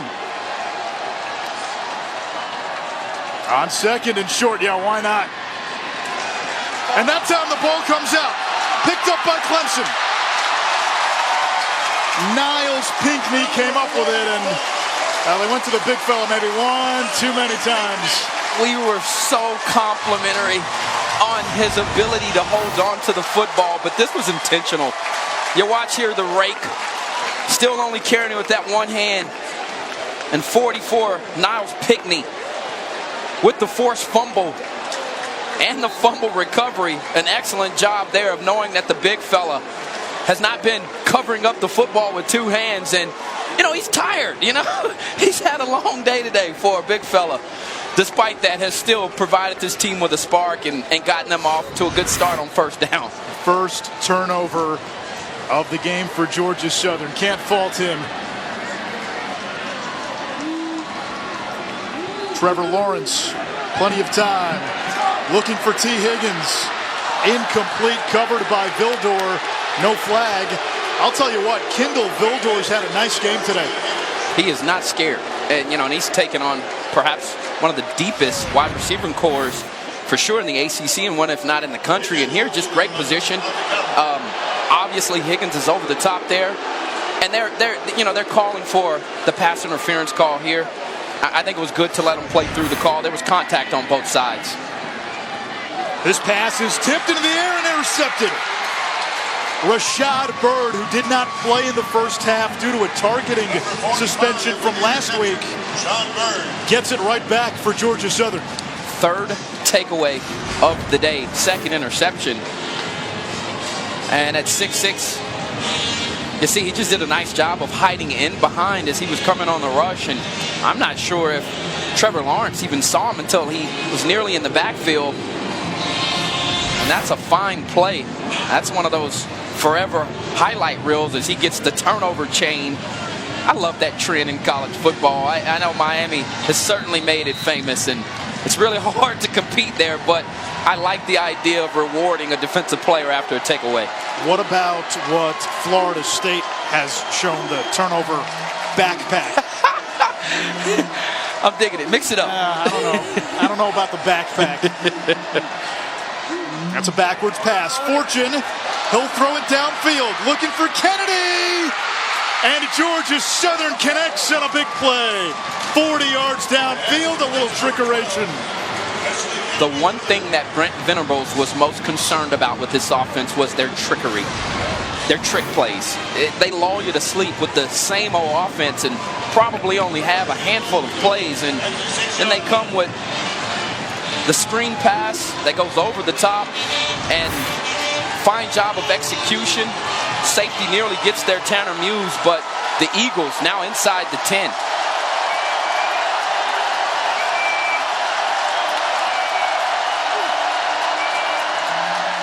Wirtz will keep. Touchdown, Georgia Southern on the board here in the fourth quarter.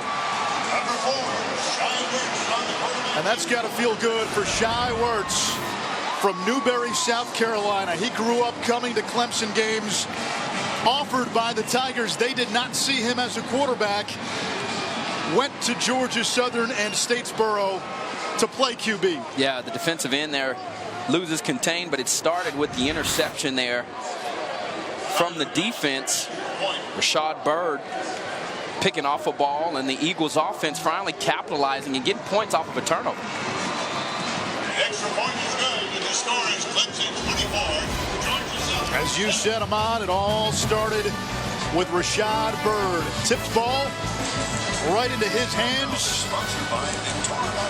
And then Shy Wirtz, the South Carolina native, coming home and gets an app now with ESPN Plus.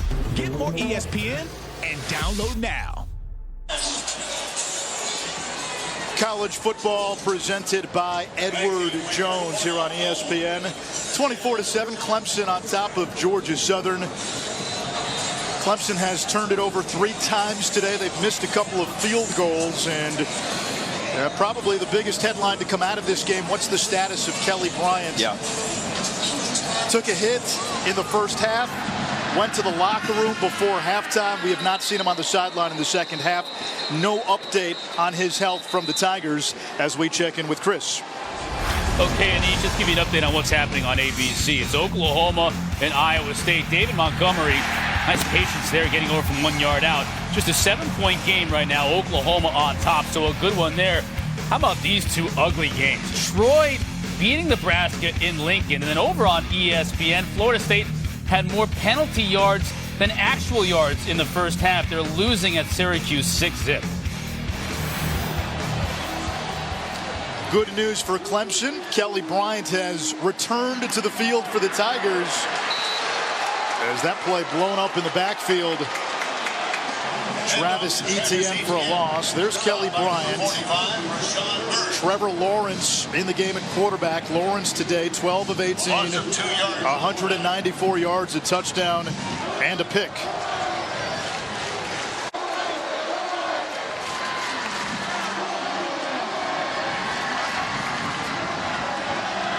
Lawrence steps up, takes a big hit. 3rd down and long, and a game that a few moments ago looked comfortably in hand for Clemson.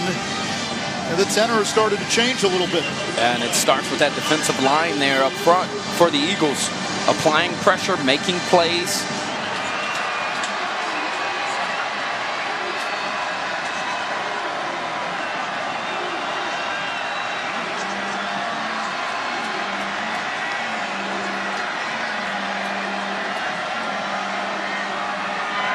Lawrence to the air, zings one over the middle, incomplete.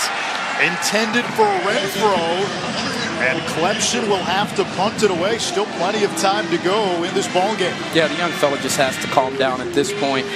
And, you know, he's a very even kill young man. That's what you hear when you talk to the coaching staff. He's got a great demeanor for the position, never gets rattled. And now he's got an opportunity to really see what he's made of. If I'm Dabo Swinney and this staff, I leave Kelly Bryant on the sideline, and I'd let this young man work through some adversity that he's having here on the field. Bryant's experience was part of the reason he finished the game against Texas A&M. Kennedy makes a fair catch at the 42-yard line. Good starting field position for Georgia Southern as they look to get closer, down 17. ESPN College Football is presented by Edward Jones, because understanding what's important to you matters, and in part by the new DQ $4 Burger and Blizzard deal at participating locations. One of the great relics in college football, Howard's Rock. All the players touch it before running down the hill. And for Clemson, they'll face another team that likes to run down the hill next week in Georgia Tech. A road game, and it'll mark the third game in 4 weeks for Clemson against an option-oriented offense. Furman, Georgia Southern today, and then Georgia Tech next week. And Dabo brought up a great point. He said this is one of the first times that Georgia Tech will be able to see how a team plays the option, because they've had it so much early on in the year.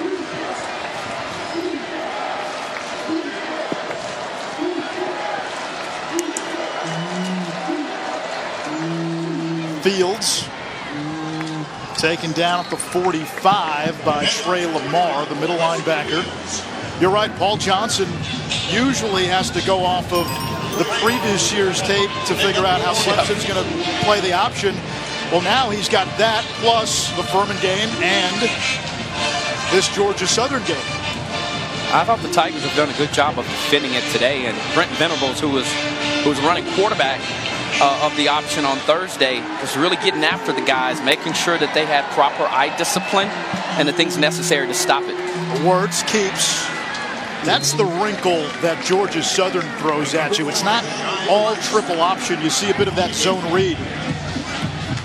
And I think it's the right thing to do, and he's done a good job of dialing up plays today and coaching up his guys. Brent Venables, who I'm still shocked he's still here. Yeah, I mean, this guy's had coaching opportunity after coaching opportunity, and yet he still finds himself, running up and down these sidelines here in Death Valley.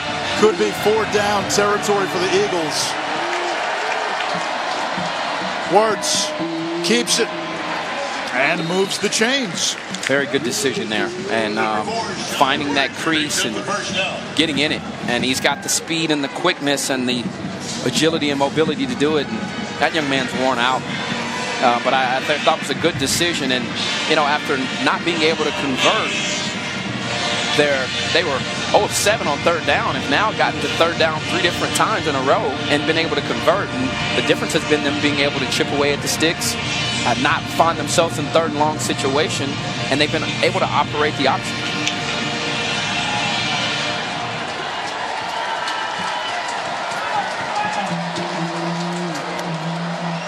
High snap. Wirtz tackled right at the line of scrimmage. Niles Pinckney got there first. Tonight on ABC, Ohio State, TCU. A pair of top 15 teams at Jerry World. 8 p.m. Eastern is when our coverage starts.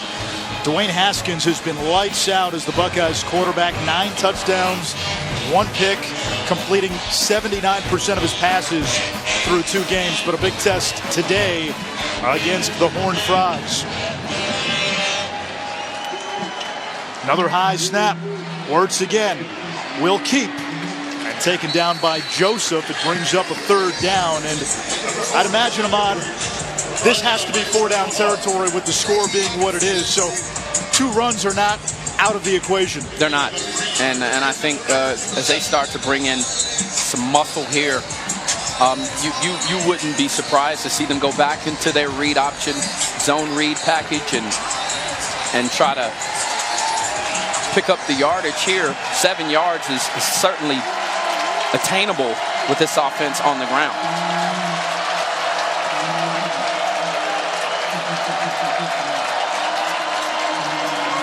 Clemson brings the pressure.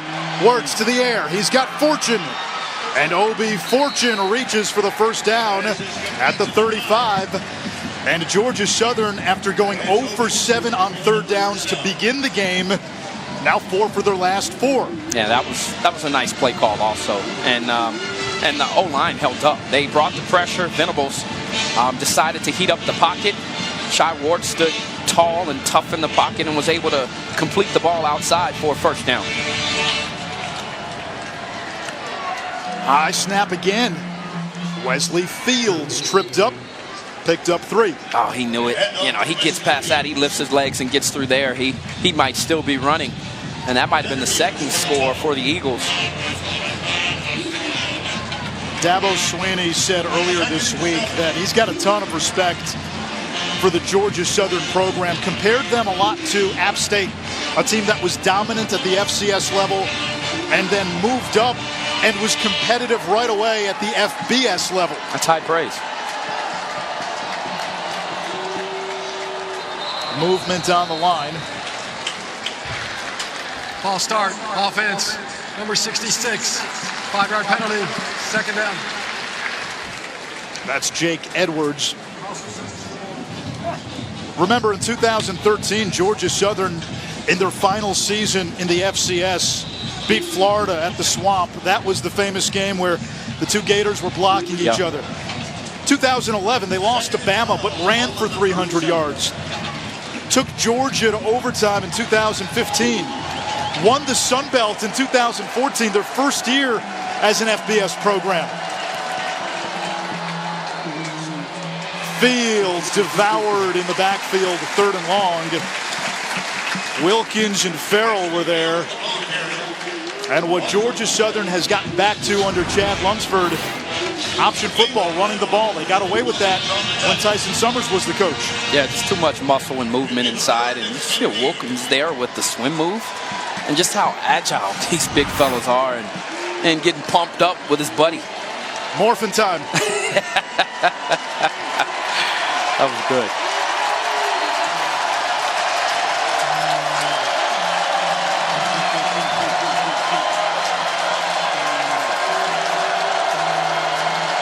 Tigers bring the blitz. Wirtz deleted by Austin Bryant.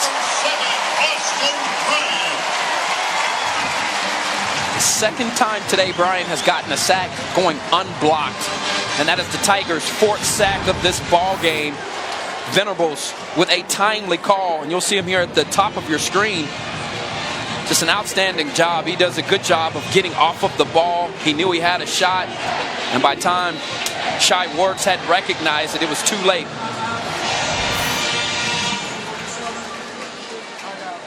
Georgia Southern calls a timeout.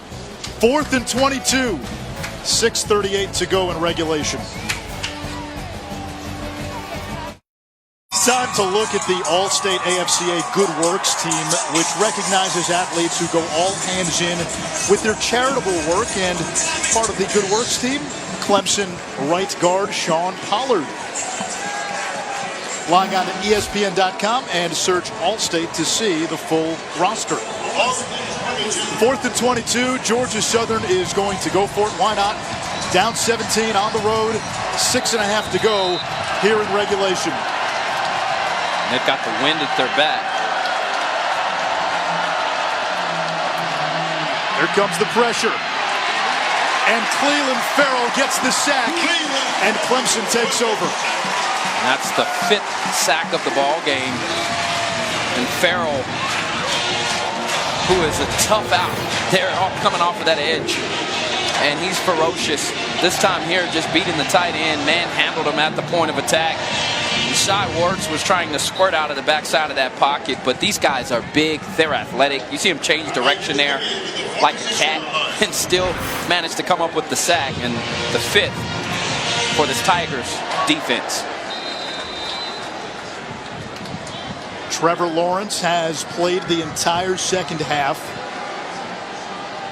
Hands it off to Travis Etienne, who sprints to the 41. Sunday NFL Countdown, 10 a.m. Eastern on ESPN. The story of James Conner's incredible journey. Remember, Conner started Pitt, battled cancer to his breakout performance last week with the Steelers, plus Randy Moss ranks the best catches from college football. Etienne off to the races. And he punctuates a career day with his second touchdown of the afternoon.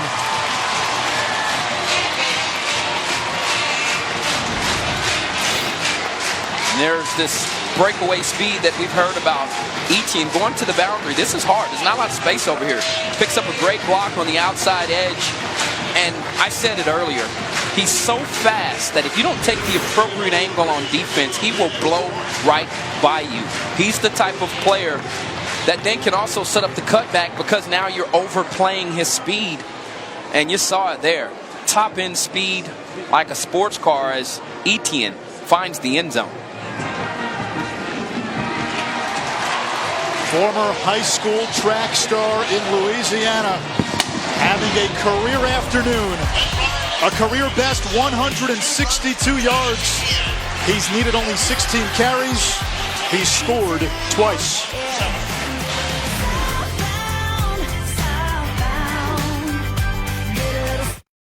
This season, for every field goal and extra point made by participating universities, Allstate will make a contribution to the school's general scholarship fund. Thank you, Allstate.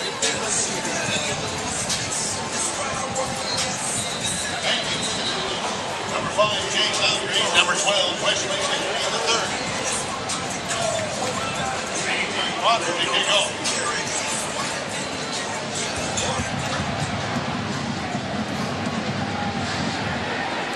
Kennedy taken down right at the 15-yard line. And this Clemson defensive line, morphin' time. Yeah, and call them people eaters. You know, the thing that strikes me the most is you look at their physical size. That's one thing. But you watch the way that they compete together and how quick and fast these guys are. I'm telling you, you'd be hard-pressed to find a defensive line in the last 20 years that had this much talent on it, and not to mention some of the younger players that are developing that will make their mark here very shortly. Just for the starters, Bryant 6'6", Wilkins 6'4", Lawrence 6'4", Farrell 6'4". Jeez. You're staring at the Himalayas. And they can move. And I made the comment yesterday at practice when I saw Dexter Lawrence's calf muscles. But this dude, you know, he's got the big boy belly. That's understandable. But the lower half of his body, he looks like a linebacker. And he moves like one, certainly, when he's working the middle of the field. That guy's got first round written all over him.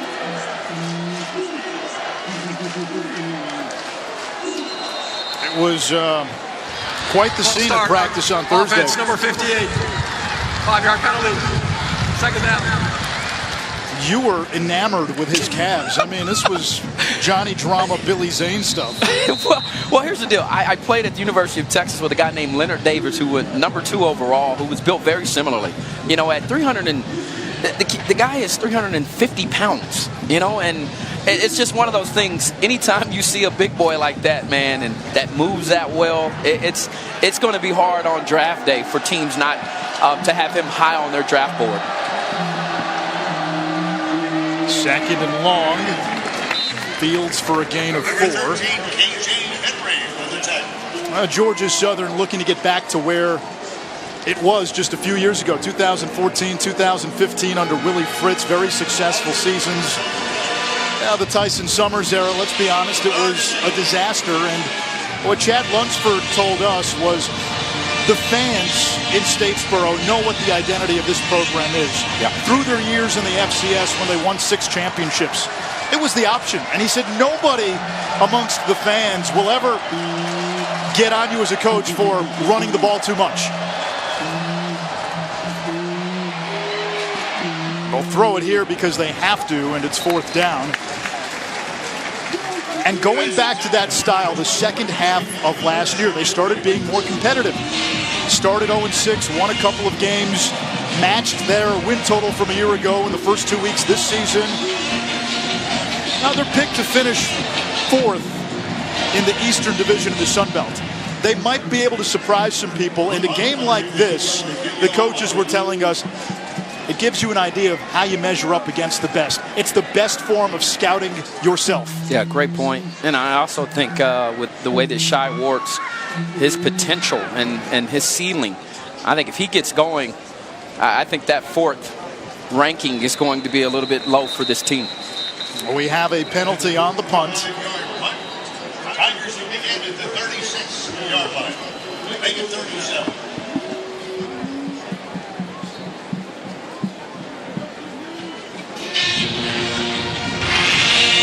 Kick holding, receiving team number 18. Ball be placed 10 yards from the end of the kick. First down. Clemson will take over. We will see the 3rd string quarterback, Chase Bryce, when we come back.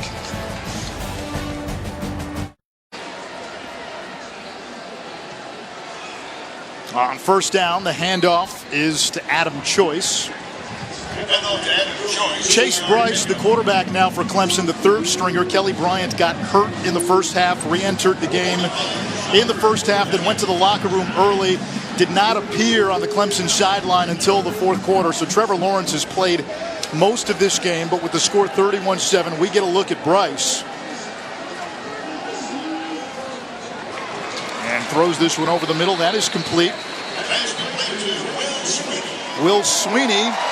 And he gets a nice ovation. That's Dabo Sweeney's son. Oh, that's cool. What Dabo Sweeney told us about Chase Bryce, he said, listen, all you guys think we have 2 quarterbacks. I like to believe we have 3. And he said he feels if Chase Bryce was his quarterback, he could win the ACC. Wow.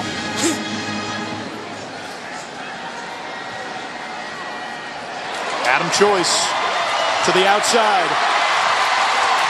Into Eagles territory. Ahmad, you look at the league this year.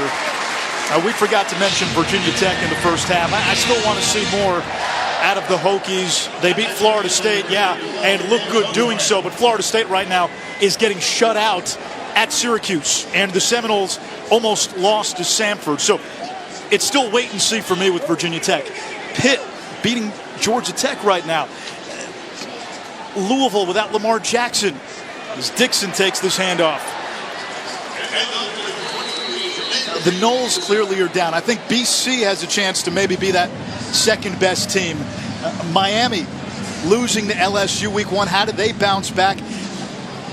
I don't see another team I'm confident in this league right now besides Clemson. As Justin Birdsong is down on the field. Anish, you bring up some quality points, and Clemson no doubt is the class of the ACC, and and that's where you might start to see some teams emerge. Boston College, how serious is Syracuse with Eric Dungy at quarterback? I know he left the game earlier today. I don't know if he came back into the ball game, but I think, and this is one of the reasons why I have the ACC, in my opinion, as the 3rd best conference, and I think really competing very hard with the SEC in terms of depth. Here's why. I don't see the depth outside of Clemson.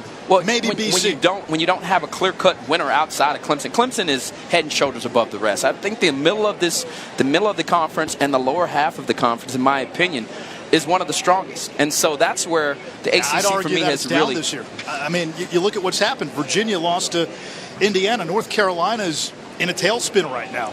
And Duke's 2-0. I mean, you talk about teams like Duke. I'm just saying, if it were me, and and these are my rankings, I think the ACC has done enough, in my opinion, to be able to be in that conversation. Chance to send a team to the college football playoff, according to our playoff predictor, SEC. 95%, almost a 40% chance to send 2 teams, and now listen, Clemson, there's a reason there's only a 1% chance to send multiple teams. I think Clemson... This is a reflection of the top part of the conference. I mean, let's face it. Obviously, but look at Alabama what's happened and Georgia. In non-conference earlier in the season. I mean, the SEC has looked good in non-conference play. So Alabama and Georgia, then who?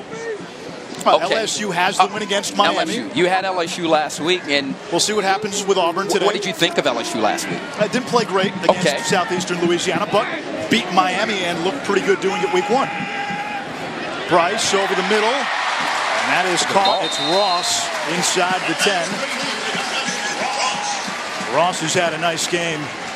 3 catches, including a touchdown. Over 100 yards receiving for the freshman. Choice. Is he in? He is.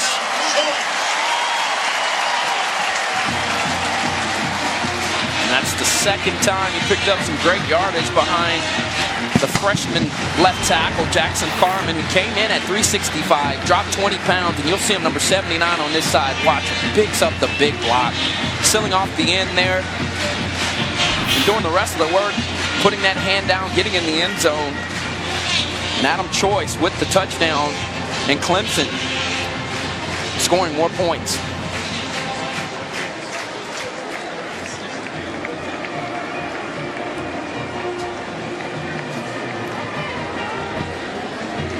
PAT by Hugel Good. Alabama, #1 team in the country, will take on Ole Miss in Oxford tonight. 7 Eastern. You can watch it on ESPN or the app. Bama blew out the Rebels 66-3 last year. And, they've got 2 quarterbacks, but Tua is the guy in Tuscaloosa. Yeah, that was a tough decision to make, but I think it was the right one for Nick Saban. After you replace Jalen Hurts in the national title game, and Tua comes in like a veteran player, led them back, got them back in the ball game versus Georgia, and I think it's his team to lose at this point. And then you also see, Alex brought up the point earlier this week, Georgia also running a 2-quarterback system, playing 2 quarterbacks. You look at Clemson, the second best team in the country for me, playing 2 quarterbacks. And what it does is it really does show off your depth and your ability to recruit. And, that's a great option there to have Jalen Hurts as your backup quarterback.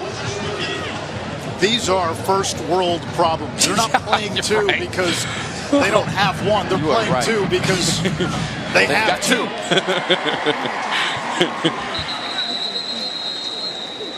Sports Center tonight on ESPN after Washington and Utah with Stan and Neil. Herbie will break down Ohio State, TCU, and all the early season playoff implications stemming from that result, plus the best sights and sounds from the college gridiron, and reactions from Stephen A. and Teddy Atlas following Canelo and Triple G. Pumping them out, the push-ups. I'd like to see the form a little bit better, though. Get a little higher off the ground there, but not bad. I mean, it's hot. He's been doing a lot of those. And true. You're in a mascot suit. Tough critic here. Wow. It's my job.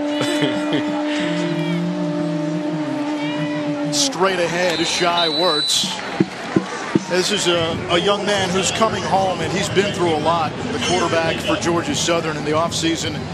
A grease fire burned down his family's home. They lost everything, and Georgia Southern has really supported the Wirtz family by donating money through approved NCAA channels to help that family get back on their feet. And, you're sort of reminded of what a lot of families are going to go through in the Carolinas in the aftermath of Florence.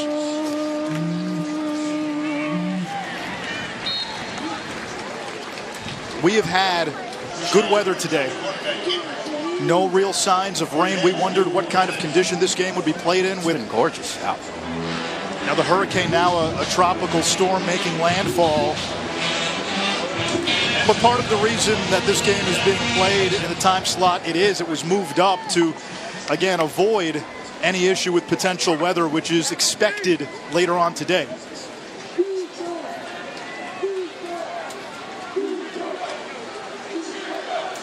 Final minutes of regulation. Matt LaRoche into the game for Georgia Southern. Option. There is LaRoche. They call him Speedy from Venice, Florida. Clemson about to go to 3-0 for a 4th consecutive season, and more option madness for the Tigers next week when they visit Atlanta and Georgia Tech. Well, they held the Eagles to 80 rushing yards, as that'll be the final play of this game. But the defense certainly today was the standout.